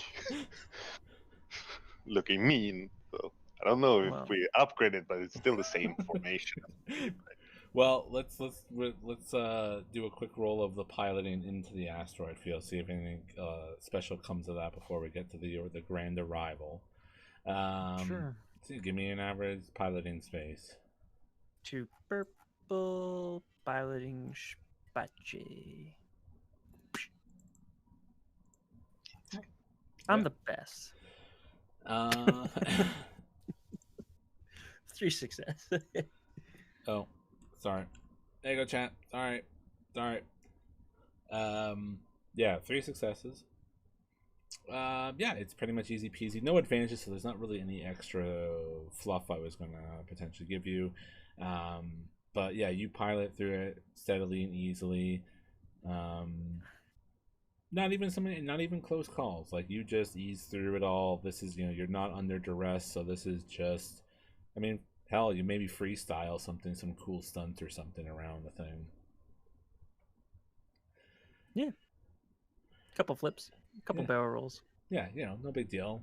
in the way that the ship, whatever their artificial gravity is, no one really notices or gets particularly sick or anything. No worries. Even though maybe when you're doing the barrel roll, Lissy kind of like has a turn away because she's probably was in the cockpit at the time and kind of has to do the oh god moment.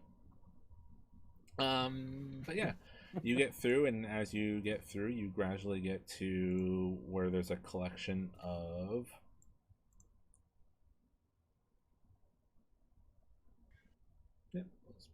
fine.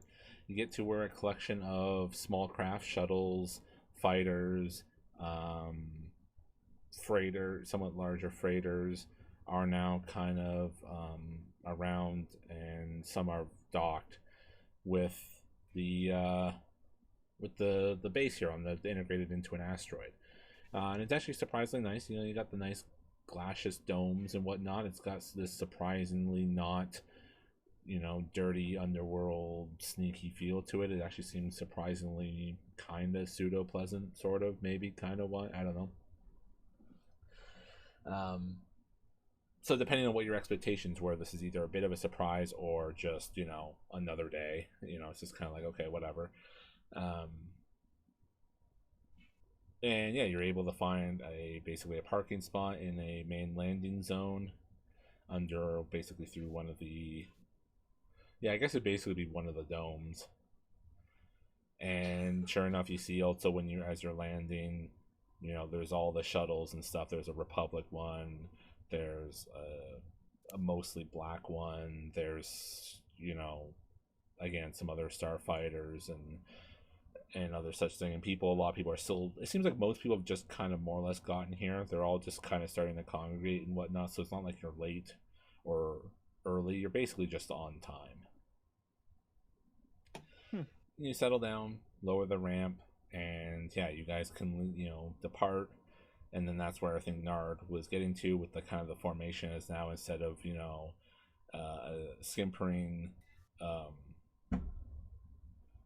whatever Moxie was.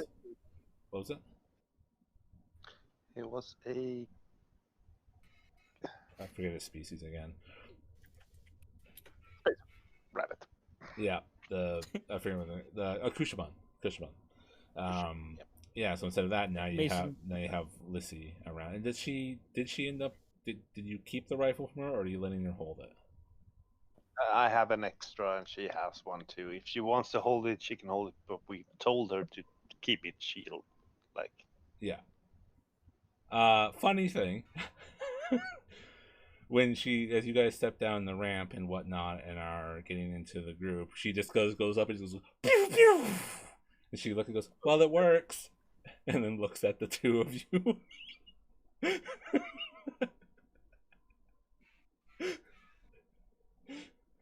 I'm glad it works. Okay, test this one too. I'll take that one away from her and give her the other one. Same thing, get the shot off into the air. It's not my position to stop her from shooting into the air. However, how does people react around us? I mean, they turn and look. I mean, you just fired off some shots, but they see that this Twi'lek girl, young woman, has fired off shots, start pointing straight up, and they're just kind of like, what is she gonna do? An announcement of something? Is it free drinks time? Like, guys, what was that about? You know what that was about? I'm gonna tell her right now. So you just walked out into the docks of a foreign space station and draw attention to yourself. Now you better have something to say to everybody. No, kid, don't. Not. Please stop. What? Lidek. What? It works. That's what you guys are worried about, right? Look, it's fine. It works. He like shoulders it. It's like, we're good. I can look mean again.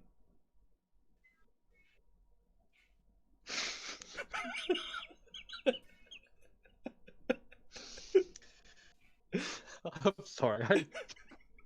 Well, it's your apprentice. Give me a second.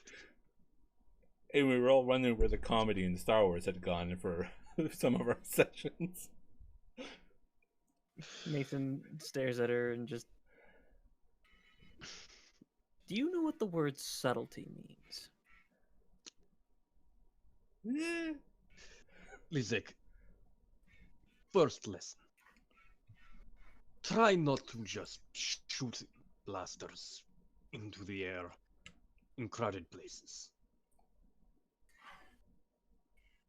What? The ceiling's high enough up. It's not a big deal. It's not like it's going to come crashing down. Lesson number I'm not 2. worried about that.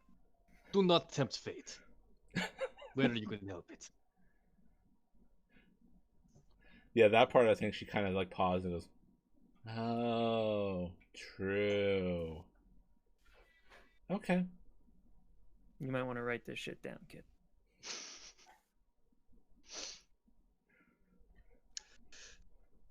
Now, like I was saying earlier, stay with Nard and just watch. And now she's gonna stay with me. I can't give her advice, but she's gonna stay with me. Damn, Captain. That is the ideal situation. She's with the big guy, but she's not listening to the big guy.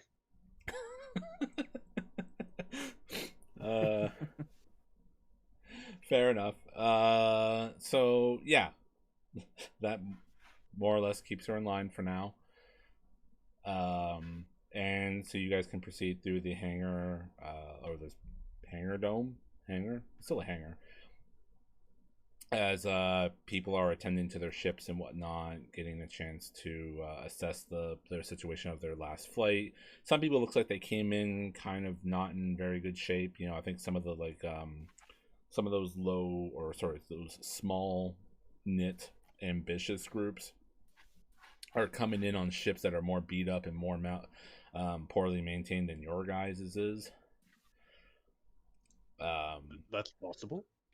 Yeah, apparently. Yeah, it definitely, you're hell yeah, absolutely surprising. Like they got their hulls riddled with blaster fire.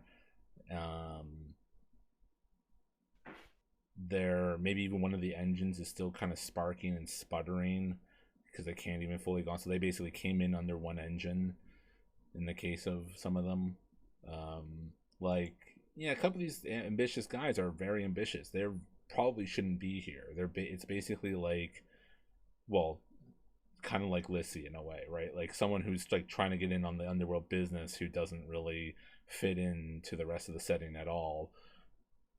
But they're imagine a whole crew like that. That's kind of like haphazardly do stuff. And then of course you got the organized guys. You got the people who know their shit. You got the people in the pretty much like the suits and tie equivalent of clothes that are near like the black shuttle. And then you got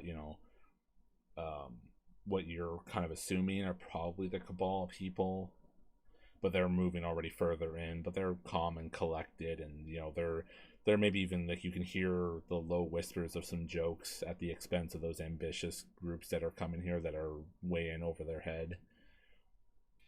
And then there's you guys, you're kind of in between everything.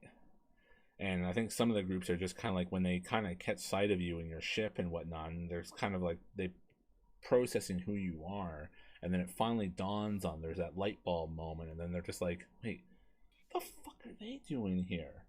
You get that kind of like, this doesn't make much sense. Mason, We are the scavengers that are ex-military, right? We're not here to sell robots. Yeah, it definitely, yeah, that's what they're the kind of looks you're getting from afar. But no moves, no one holsters any weapons or anything. You guys still get, safe passage. But yeah, sorry. Mason will lean down and whisper to Lazik, "Don't say anything. Let Kato do all the talking. This is what he does. Just watch." Why do these guys look tough when they're not wearing armor? Because they are. These are scary people. Listen, what he usually does now is look at the meanest guys here and then he goes and makes friends with.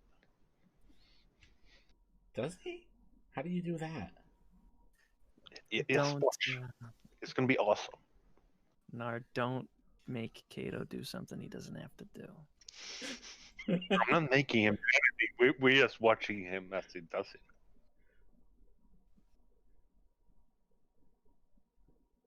Yeah, what Tanner's doing like right now is, as the group continues to walk up, he's taking stock of each of those different groups.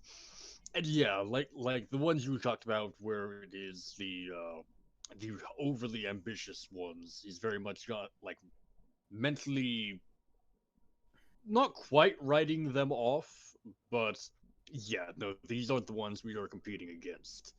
Kind of making mental notes about that. Obviously, he's knowing like the Quasar Riders, the Cabal, groups like that are. Now, for the Quasar Riders, you do notice that who ended up showing up here for the Quasar Riders was was the kind of the, I guess, the third in charge, the third hand.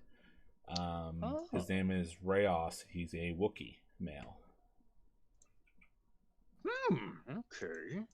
What do I know? Do we know anything more specific about him? What was his name again?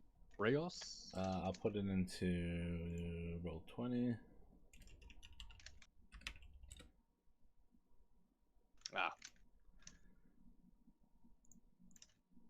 And I was already on the right scene, so I don't have to change it.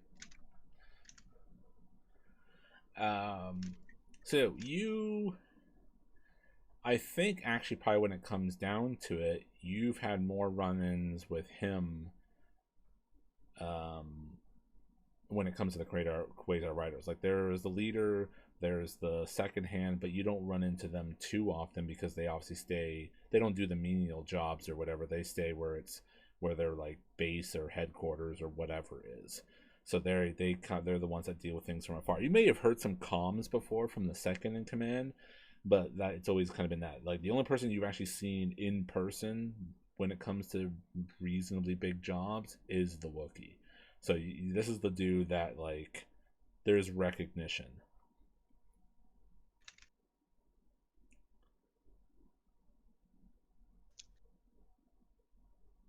Tanner's gonna smile back at him.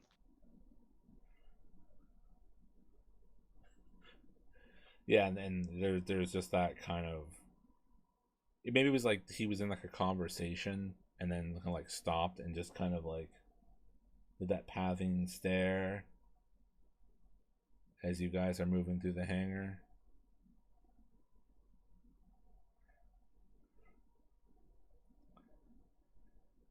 And yeah, he's not thrilled to see you. Not surprising. Yeah. How heavily armed did they themselves look? Well, there's partly an obvious answer, but I'll give you a chance to do a perception for more specific things. Yeah, let me take care of that then. Perception roll. Chat. Chat is getting weird.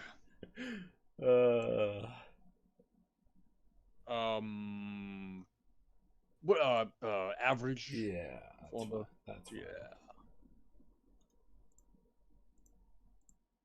Oh, just in so you're not able to discern the specifics of their armaments. But the obvious part that I was getting to, that you're able to determine, and let's see if there's maybe some advantage somewhere in there. The obvious part is that they've rolled deep here. There's more Quasar Riders there's probably as much Quasar Riders as there is most of the other rest of the gangs and groups here combined, or pretty much equal. Like, they rolled up big. Like, they came in with like a troop transport type thing, like one of those, not a Lambda shuttle, but something kind of like a Lambda shuttle that's a troop transport, and just basically brought out not a battalion, but you know what I mean, like a big group company of Is this their thugs. like standard operating? Is this like standard operating procedure for them? Is this kind of what they would do normally under this circumstance, or is this abnormal? Because it seems like every time the Quasar Riders have showed up, it has been in large numbers. Yeah, well, yeah. I mean, they kind of they roll big. They're not a moderation. They're not a scalpel. They're the sledgehammer ops. So they roll big, but I think that maybe that's what the advantage is, that they seem to have, like, you look at like the grunts, these thugs and whatnot. Maybe not so much the Yos or Rayos, but you get that sense from the thugs and stuff that they expect a confrontation more than they expect peace.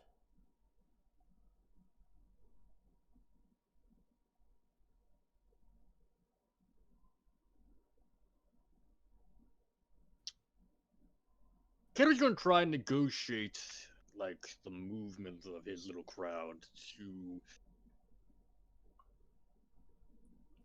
get next to the second biggest group here, or a group that's like slightly larger than like twice as large as him and the others. Well, right now they're the ones with the most numbers. Like I said, their numbers like equal... the second biggest group. The second biggest, which is very far apart in terms of size, is probably the Cabal with like, you know, six or so people plus. As you look at the group, it's actually 6 plus the leader of the Cabal. Interesting. Who is a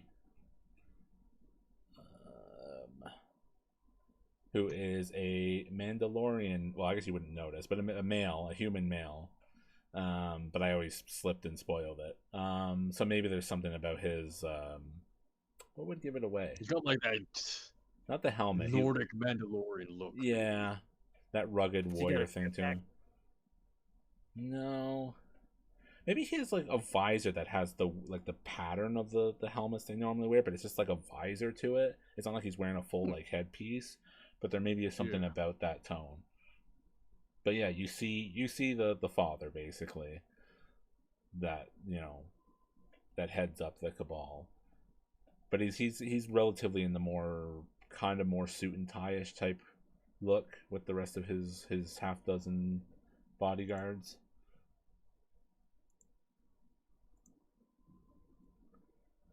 All right, yeah. Yes, the kids like try and set everyone there up along next to them and give the guy a salute and a little greeting. And again, there's that surprised look that he gives you, because he recognizes your group and he goes, "Well, of all the people to show up here, the hell are you doing here? The fuck, huh, Wam?" We developed an interest in this particular task. Not running the jobs ourselves, but we're representing an interested party. I bet there's going to be a lot of,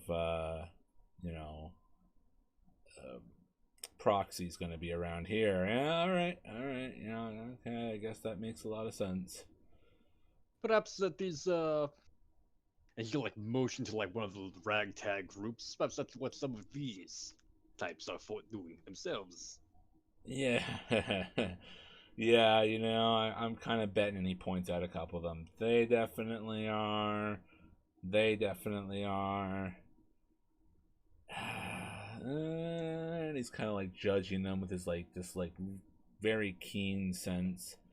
Is, you know, yeah, there's a couple, and he points out to like the Durapiece group, and it's just like I don't get that in any way. Like that's not business. You know what type of what they'll do to this stuff if they get their hands on it? But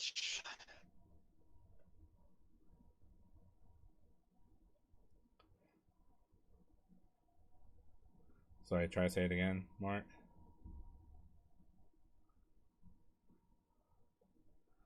We're losing them. No. Lost. Quito Juan. Quito Juan. Where did you go? Where did you come from? Where did you go? Where did you come from? Quito Juan. Well, we'll pause that part for a moment, I guess. Oh, unless he tries to come back.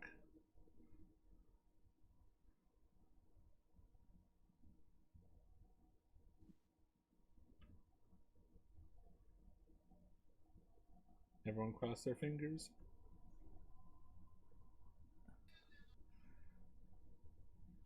Is your audio working at least, Mark?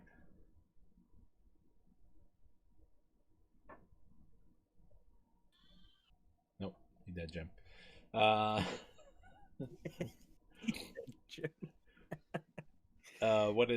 What is Mason? Anything Mason doing in particular while he's having this chat? Yeah, Mason just yeah, he'll lean down again to Liz, and he'll just say, "There are over there." He points towards the quasars, like, "See how those guys there with those guns? They don't like us. Not at all." Well, duh, we keep stealing their business. Yeah, keep it down. No, That's the that's thing. totally the wrong way around. Here's They the thing. keep showing up in our business. Get it right, listen. Yeah, they keep stealing our business, but they think we're stealing theirs because they got big egos. They do. So here's the thing. If this goes really bad, and I don't know if it will, because if it does, everybody's probably going to be shooting at them first, because there's the most of them. But if it goes bad, take cover from them, because they're probably going to be gunning for us first. So if you want to plan where you're going to take cover, now is the time. I would suggest there, and he like points to like probably a place that would be out of sight from the Quasar Riders group. He says, "I would recommend taking cover there." Why? And, Are we fighting them now already? no. We're not. We're not. I'm just saying, if things get out of hand, go there. Okay. I'll go with you. Okay, so who do I shoot first then? Well, don't. Okay. Getting first. Who after I get the cover? You know, when it comes to pew pewing. Whoever is aiming at you, that's who you shoot first. But they're all going to be aiming at me. Not exactly. I'm the tough looking one. I know that. Yeah, sure. No, you're not, kid. I am the tough looking one.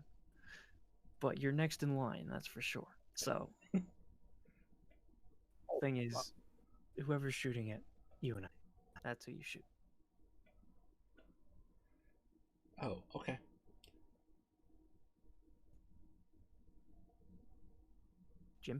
Jim, is he back? Jim? Zal, you're me now. And I'm Morik. Yeah, so you gotta have an accent, and I got to try to be a badass. And Yep. Curses, Morik. Curse your Morik. shoddy internet. You know what also is road? Is that he's like the guy who's gonna lead this scene. Yeah, what a time for things. Oh no. It's okay. Lissy's got it. She'll. What could go wrong? She'll deal with everything just fine, and it'll be totally. It's not the problem, but Oh, well, hello. hello. welcome to the stream. Thanks. Hey man, you're Hello. filled with salty anger. I am. This I is really what did we name this episode? The salt? Something? Year of the Salt. Year of the salt. That should What? be a year on that calendar that has the animals on it. just a thing of table salt. Just rotate that around. Year of the rat, year of the pig, year of the salt. Yep. Anyways, so he pointed out the Durapiece group, and then was like, I don't know what they're doing here. They're just gonna ruin everything. They're gonna trash a bunch of droids, like, and then and waits for a response from you. Yeah, Kato nods at that. Yes, thankfully I would not put it past our gracious host to simply overlook their presence. I know I will be. They're not the most imposing looking people here. Not by a mile. It like gives him like a friendly nod what was the guy's name again? The one you're talking to? Yes. His name is Elsdar. Elsdar. Oops. Okay. Small A, but whatever. No, it's a big A. It's Mandalorians spell things weird. They have weird capitalization rules in Mando. Yeah, Mandalorians do a lot of things differently. It is their way. Them and their dark sabers and stuff.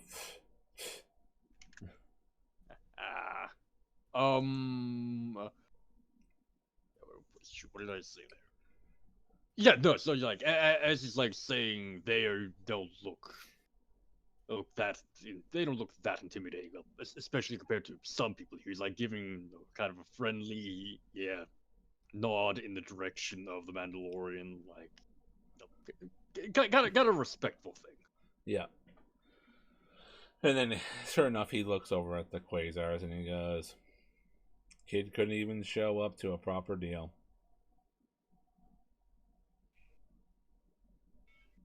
Oh.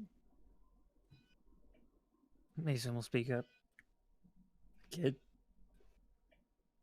Oh. Wait, you new to the... Oh, sorry, my son leads that bunch of berserkers or whatever. Oh, okay. Right. Yeah, no, I'm not new to this. I'm just the pilot. I don't really deal with the old negotiation thing. Yeah, flyboy. You just, do your stunts, gloat about it, and go for a drink somewhere. I got your stick. Don't worry, guy. Yeah, pretty much. So, I think I might have it backwards here. When you were talking about the Quasar Rising Cabal earlier, it's the riders who broke off of the Cabal because the riders wanted to be more underworld crazy people. Okay, I thought I heard that backwards. Okay. Good. That affirms my choice here even more. Good. Yeah. Good. Well, how you been, Kato? I heard, things have been, didn't something just happen at Neon or something? We came from Neon, yes. It was Imperial raid. We destroyed a few TIE fighters. Got off the space station as they were trying to bomb it. Exciting times. Man, that's kind of weird. What do they want? What would bring Imperials to attack? Neon's not exactly... I mean, it's a fine place, I've met some alright women there. But it's not exactly a territorial hotspot. So, who pissed off who in that one? I cannot say. Best I can figure, they thought, or maybe even knew, someone there had something that they wanted. Some information, maybe, or maybe a rebel spy was hiding out on it. They don't have the resources to go after rebel spies these days. They're Really? organizing for something big. they're losing, right? Last I heard. I sure hope they're losing. Yeah, I'm boiling a little bit back here. I must admit I have not kept my finger on the pulse of the war, as it were. I've been busy across resistance. Yeah. Are they, though? I mean, I think I heard that they took one of them took a Super Star Destroyer and is making for the unknown area, unknown regions. He's booking it. They're not scrapping in this fight as much anymore. They know they're losing. Worlds are, wrestling free of their chains, left, right, and center. So they pulled ships together for Neon. And Well, not enough. They got scared away by the huts, so everything's fine. boy, that's That's embarrassing. Getting scared away by the huts. Who would have ever thought those words would be coming out of people's mouths like a year or a couple years ago? Certainly not me. All the more reason for us to be here. Yep. However this deal goes, the huts will be in for a world of pain. That would be interesting. God knows they put enough people in debt. Yep. Yes, we have. Yeah, we might have won or freed us from the Empire threat, but yeah, it's not really over yet. I'm not interested in seeing the Empire fall just for the huts to gain some ground. No, but something that's always dawned on me. It's like, with the Empire falling, like, isn't the huts just moving in on that then? Like, even with whatever Major Dumbass is doing, like, they're just gonna sweep in. Like, the Republic's barely formed. They don't stand much of a chance if the huts are organized. Do you really think the huts are organized? Yeah, I mean, the credit unions still have things to say, I think. Maybe. I don't know, though. I don't know. I think they got some very interesting new weapons coming around, though. Well, Who? if that's the case, then I'm gonna have to don my wings again. The huts are some new weapons? Yeah. Yeah, what? Oh, come on, Kato. Do you not have your ear to the ground anymore? Jesus. It's been a trying few weeks. Personally, I prefer the air. Lissy nods with Mason. No, but now he has started something. He needs to explain himself. What have we heard? What kind of weapons is it? They're finding some. They're taking a lot of strange kids, and they've started turning them into very weird soldiers. I've heard. Like, they don't want any. They're getting out of the droid business, sort of. And they're getting into something else. They're finding some very interesting new things to get into. The huts? Yeah. Yeah, I mean, The huts are doing this? Or the yeah, what you're saying here is news to us, but it looks like we're here to provide robots for the huts, kind of, right? Not quite. You didn't read the mission briefing, did you? Whoever sent you. Yeah, I don't do that. Again, not our deal, but I know that somebody needs a shitload of robots. Kinda. And he looks to Huaman, he looks to Huaman. It's like, you really should fill him in a little more. But we'll chat later. We'll chat later. I want to make sure I get a good spot at the table before all the hairballs and his crew get in there. Anyways, good chatting with you again. Well, it's been a while. Well, stick close to this guy. If he's getting a good place, we want it too, right? But yeah, that crosses through Cato's mind as well. But he gives he gives Els like a respectful pseudo farewell, I guess, would be like what we do under the circumstance. Yeah, he leaves the hangar and starts heading down through the corridors with his entourage. Oh, I need to get access to a computer terminal somewhere that has a shitload of information about what's going on. Cato takes out his data pad and hands it to you. It will require reading, maybe. I mean, he's telling us the Huts are dealing with strange kid soldiers, and that's like a common knowledge thing. I need to. Is he BSing, or is there something to this?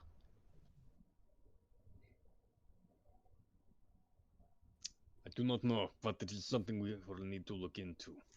I mean, we were just at Narcaga and saw some strange kids, and weirdness are happening around in hot space.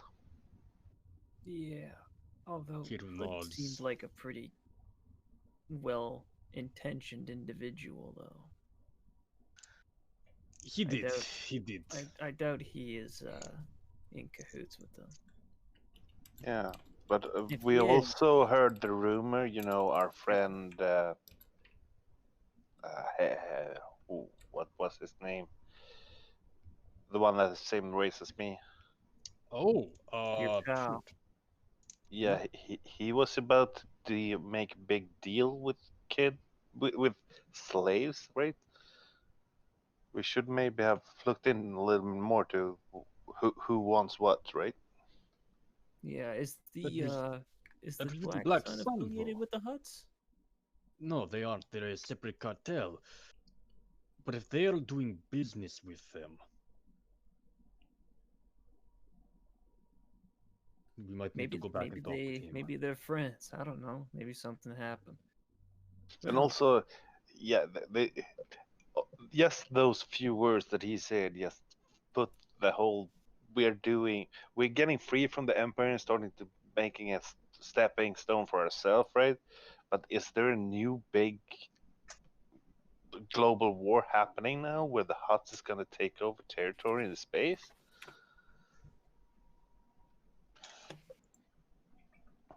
Well, I'm getting nervous, so I want to get my word on the ground, as he said, to see what's actual factual about what's happening in space here.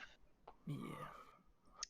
Yes. Yeah, and if I can use your pad to check in what people around here are doing and see what's fact or not. Yeah, Kato nods and hands it to him. Find out what you can, and then come back to us when the meeting is over. Take whatever time you have to. Maybe even is it presumptuous of me and maybe take this to the best information broker we have at hand? You say that out loud, or is that before I walk away? If she's willing to just trade the information for little to nothing. Okay, it's not worth paying anything, but if I'm asked, I'll bring it into conversation and see what she wants to reveal. Okay. Pay is one thing. If she tries to wrap us into any more favors at the moment, we'll have to think about it. Yeah, she's not making deals with me, she's making deals with you. Awesome. Well, I'll go back to the ship then, but I'm still on comms. If you need me, I'll come running, right? He nods up. Wait, does Lizek is still carrying her own rifle now? Yeah. Right. That works. Yes. Yeah. So Kato nods. If you find anything important, let us know as soon as we get back together. Yeah, whatever this Elstar told us right now, it's the most important thing I've ever heard. But get this deal done, and let's see if we ever even have a thing to do here. Kato nods and yeah. He's gonna he's gonna turn to Lizek now. Lizek, you have a new job. I need you to watch the others in the meeting. And if they look like they are starting to try and do anything suspicious, let me know. And let me know. Don't do anything on your own. Okay, Chief, and salutes with the rifle in her hand.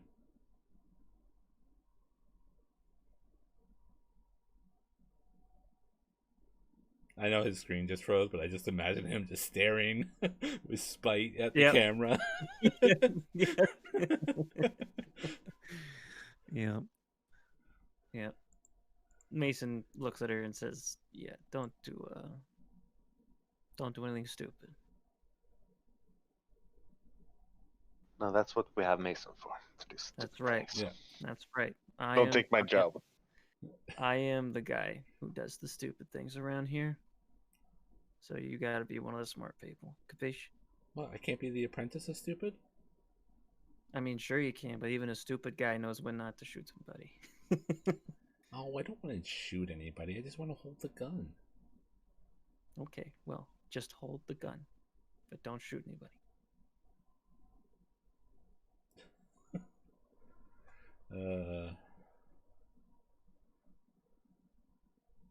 Any luck, Mark? You still with us, or did you dead again? Marek, my back. No. No. He dead. He dead, Jim. He dead, Jim. He dead, Jim. Jim? Is he dead? He's fighting. He's trying to make the comeback. The suspense is killing me. Can you hear me? Yes. You can hear me? Okay, video. Yep. There you No. go. Am I in? Yep. Hi. See, I can still hear you throughout all of that. That's so strange. So basically, You're not moving, but basically I your upload is fucked somewhere. Like it gets. yeah, Yeah. which great. Yeah. Some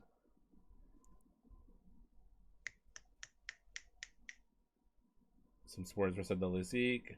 Nara's going back to the ship. Yes. And Yep. Yeah. Yeah. So Caitlin just given the Lizik basically 2 jobs now, which is probably a mistake in of itself.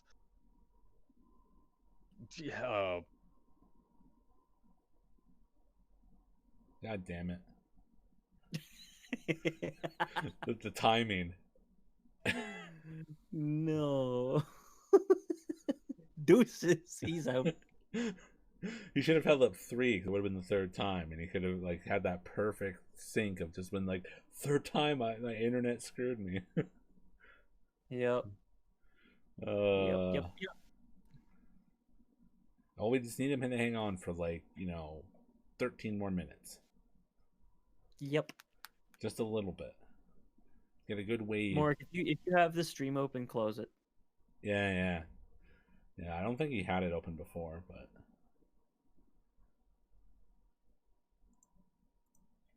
Morik, if you have the stream open, close it. Your internet has suffered enough. right.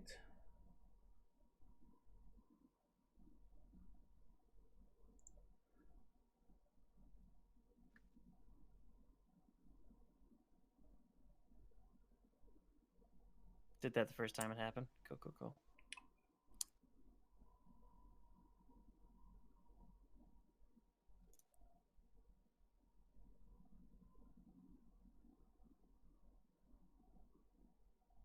Speak first. Video later. I see him lighting up green. Like it shows him talking, but I don't hear anything. No. What is this? A center for ants?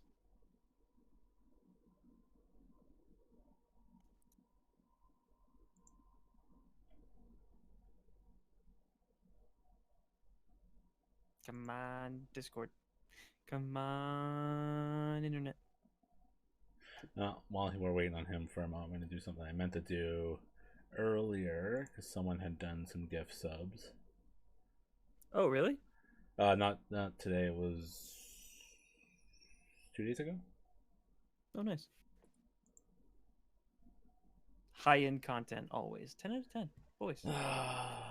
It was waiting for people to there we go. Oh, big thanks. It was always the dream, but I got tier 1 sub. Dude. Yes.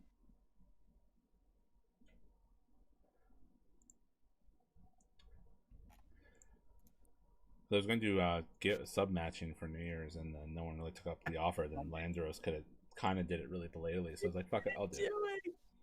Oh no! Watching key to learn. Watch the lectures. Tell them what they look like. They're doing anything. It's a suspect. Sure. Yeah. Good luck with that. You, is your audio here at least? Not your video.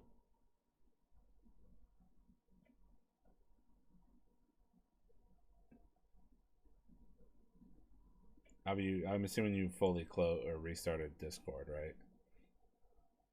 Now, again, the upload is screwed. Yeah, his upload is non-existent, unfortunately. Unfortunately. Pepe hands. Pepe hands. Yeah, that's why I created. That's why I have my version of it. Fucking monka ass. Yeah. Pepe hands. Feels bad.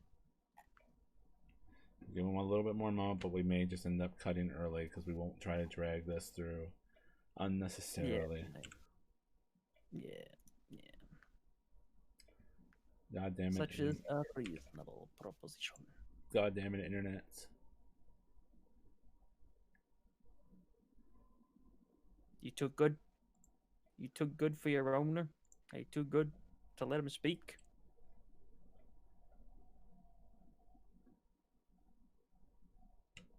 Trash box internet. American internet, man. It's just not stable. Like, we got the Swedes internet here, pretty much always fine. We got our Canadian internets, not priced well, but they're fine. Oh, it's more in America. Yeah. American. Fast. He's was it North Carolinian? North Carolina? Yep. Yeah. There you go. All right, we'll try a little bit, see if we can get to the finish line, and then we'll suitably wrap up. Anyways, you gave her the 2 jobs. We'll move on because it doesn't want you to say it. It just doesn't want you to Apparently, yeah. No. So, here's 4. Gus, you want to do it to me, Discord? You want to do this to me? Okay. Right. Moving on. Right. Yeah. So with those instructions given, he will kind of start ushering on the remaining 3 of them onto the main meeting. Okay.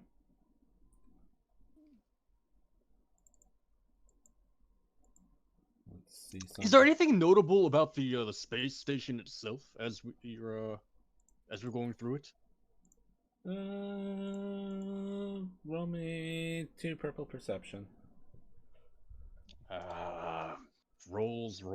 It's almost like it's some kind of game to you, isn't it?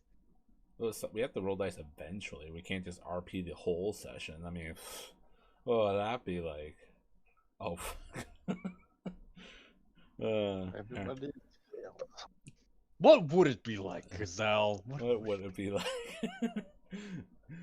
You're not able to really discern. I think the only thing you gather is that this actually is Republic or Rebel. It's a Rebel former rebel base. Oh.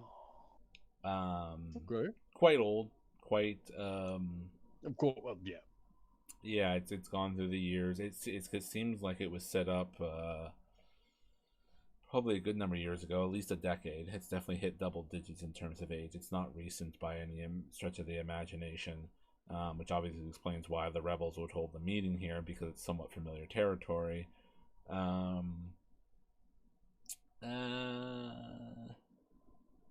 don't know. I don't think you'd really get too much out of it. I think it's just it's a base that was rebel.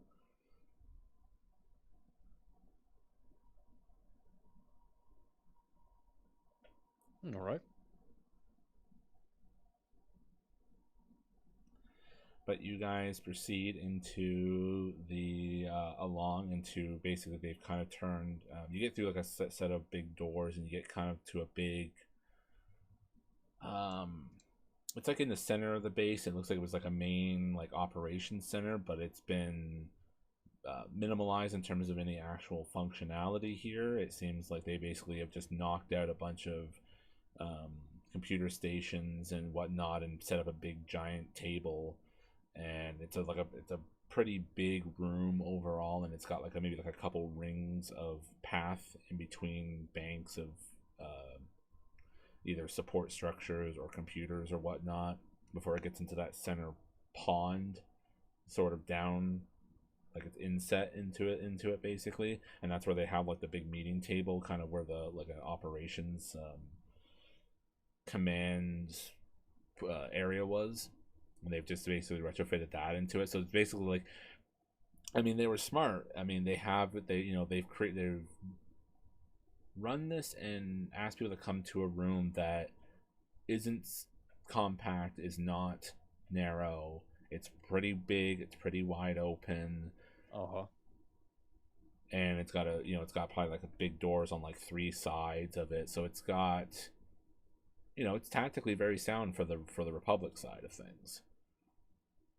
And sure enough, there's a good handful of soldiers here that are, some look like rebels, some actually look like they're transitioning into Republic specifically, that are, so they've taken up post. And yeah, you see people gradually filtering down the steps, and the leader of each group taking an actual seat, whereas the rest have to all stand and kind of pool along the probably on the back wall around this area.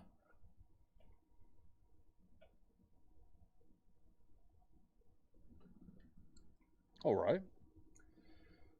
Yeah. So your group is able to get in there. Do you like rush to take a seat? Yeah. Do you do any other steps along the way? I don't think it's rush to take a seat. Definitely not. But definitely tries to negotiate a decent sitting position somewhere close to the Cabal, if possible. Okay. Yeah. I don't think you manage right next to him. Probably some upstart group has cut you off in between. So you're a couple seats away. Sure. Yeah, I want to like maximize, in air quotes, their distance from the riders as well. Yeah. They were basically like a giant mob at this point. Other steps along the way.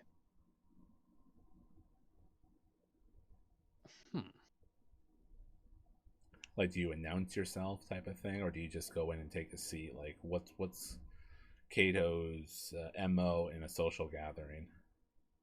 Good question.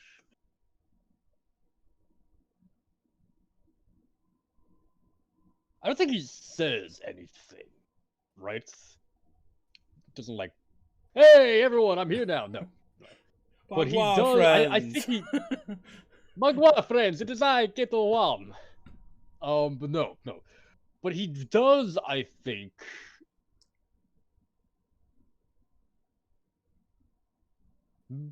kind of build up his presence as he enters the room. He strides forward with confidence. He makes sure that when people do look at him and do notice him, they're seeing the best possible thing they could see out of him, and whether perhaps I had this thought of maybe trying to intimidate like the smaller groups, the less renowned groups, even. Just trying to get them to maybe back off a little bit, but Well, I don't think that just trying to be just trying to make yourself look important could necessarily do that. If you want to, you can try rolling for it. Yeah, if you're going for a threatening thing, basically just roll, like, we'll say a hard coercion check and see if you can create that threatening aura around you.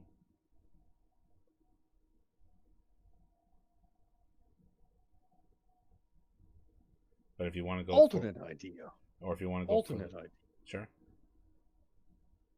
What if instead of threatening, I try to get them to lower their guard a little bit by appearing very friendly, outgoing, very personable? Sure. Then you can make a hard charm check. Yeah. And how hard you said? That's 3 purple? Okay, here we go. Damn. Not your Well, day. it was not. No. Nope. We tried and we failed, gentlemen. Yep. So yeah, it doesn't quite wash through very well with the lower groups. I think some, like maybe one of them is even just like counter off put, because it's just like, this fucking guy trying to like act like his friend. This is business. I want to pop a shot in his ass. He has one of those faces, as we discussed earlier. Yeah, you got a face that you just want to punch. So expected though. Expected. So basically, fair enough. You go and take your seat. We get like a moment where one of the Quasar Riders, or actually the Wookiee, obviously, not happy with what seat was available at the time. By the point he arrives in the room, ends up taking one of the smaller gangs who was kind of somewhat near the end of the table that has that unseat, and just basically just throws him out of the seat, yells at him in Wookiee a little bit, and then takes the seat down, which happens to be also across from Dar. Dar. And then that's basically like, as before anybody puts up any real protest or anything, that's when one of the back doors slides open, and we see Major. I'm bad with names. Sill. I make my own names, but I have to keep checking anyways to make sure I have the right one. But we see basically the mountain of a man that Major Sill is walking in, armored and whatnot with his entourage, and looks very displeased over the whole lot of you. Yep, I would be too. And that's where we'll end the session. So, any quick shout-outs before you have more Discord problems? Yeah, a shout out to Discord for being a good program. Shout out to Zal. Subscribe to his channel, drop him some extra likes, share him around with your friends. We always love to have a bigger audience here. Internet problems or no, this is something I very much enjoy doing. And of course, once again, I'm just going to say go to the Fantastic Fiends channel as well. He'll link it in chats when you get around to him, no doubt. And Fiend.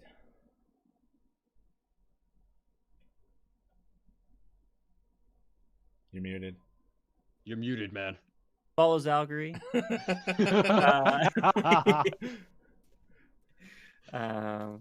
If you enjoyed hanging out, I stream every Monday, Wednesday, Friday at noon Eastern time. And if you're around then, drop me a follow. Come hang out. It's a good time. I talk about RPGs and video games and the like. Yeah.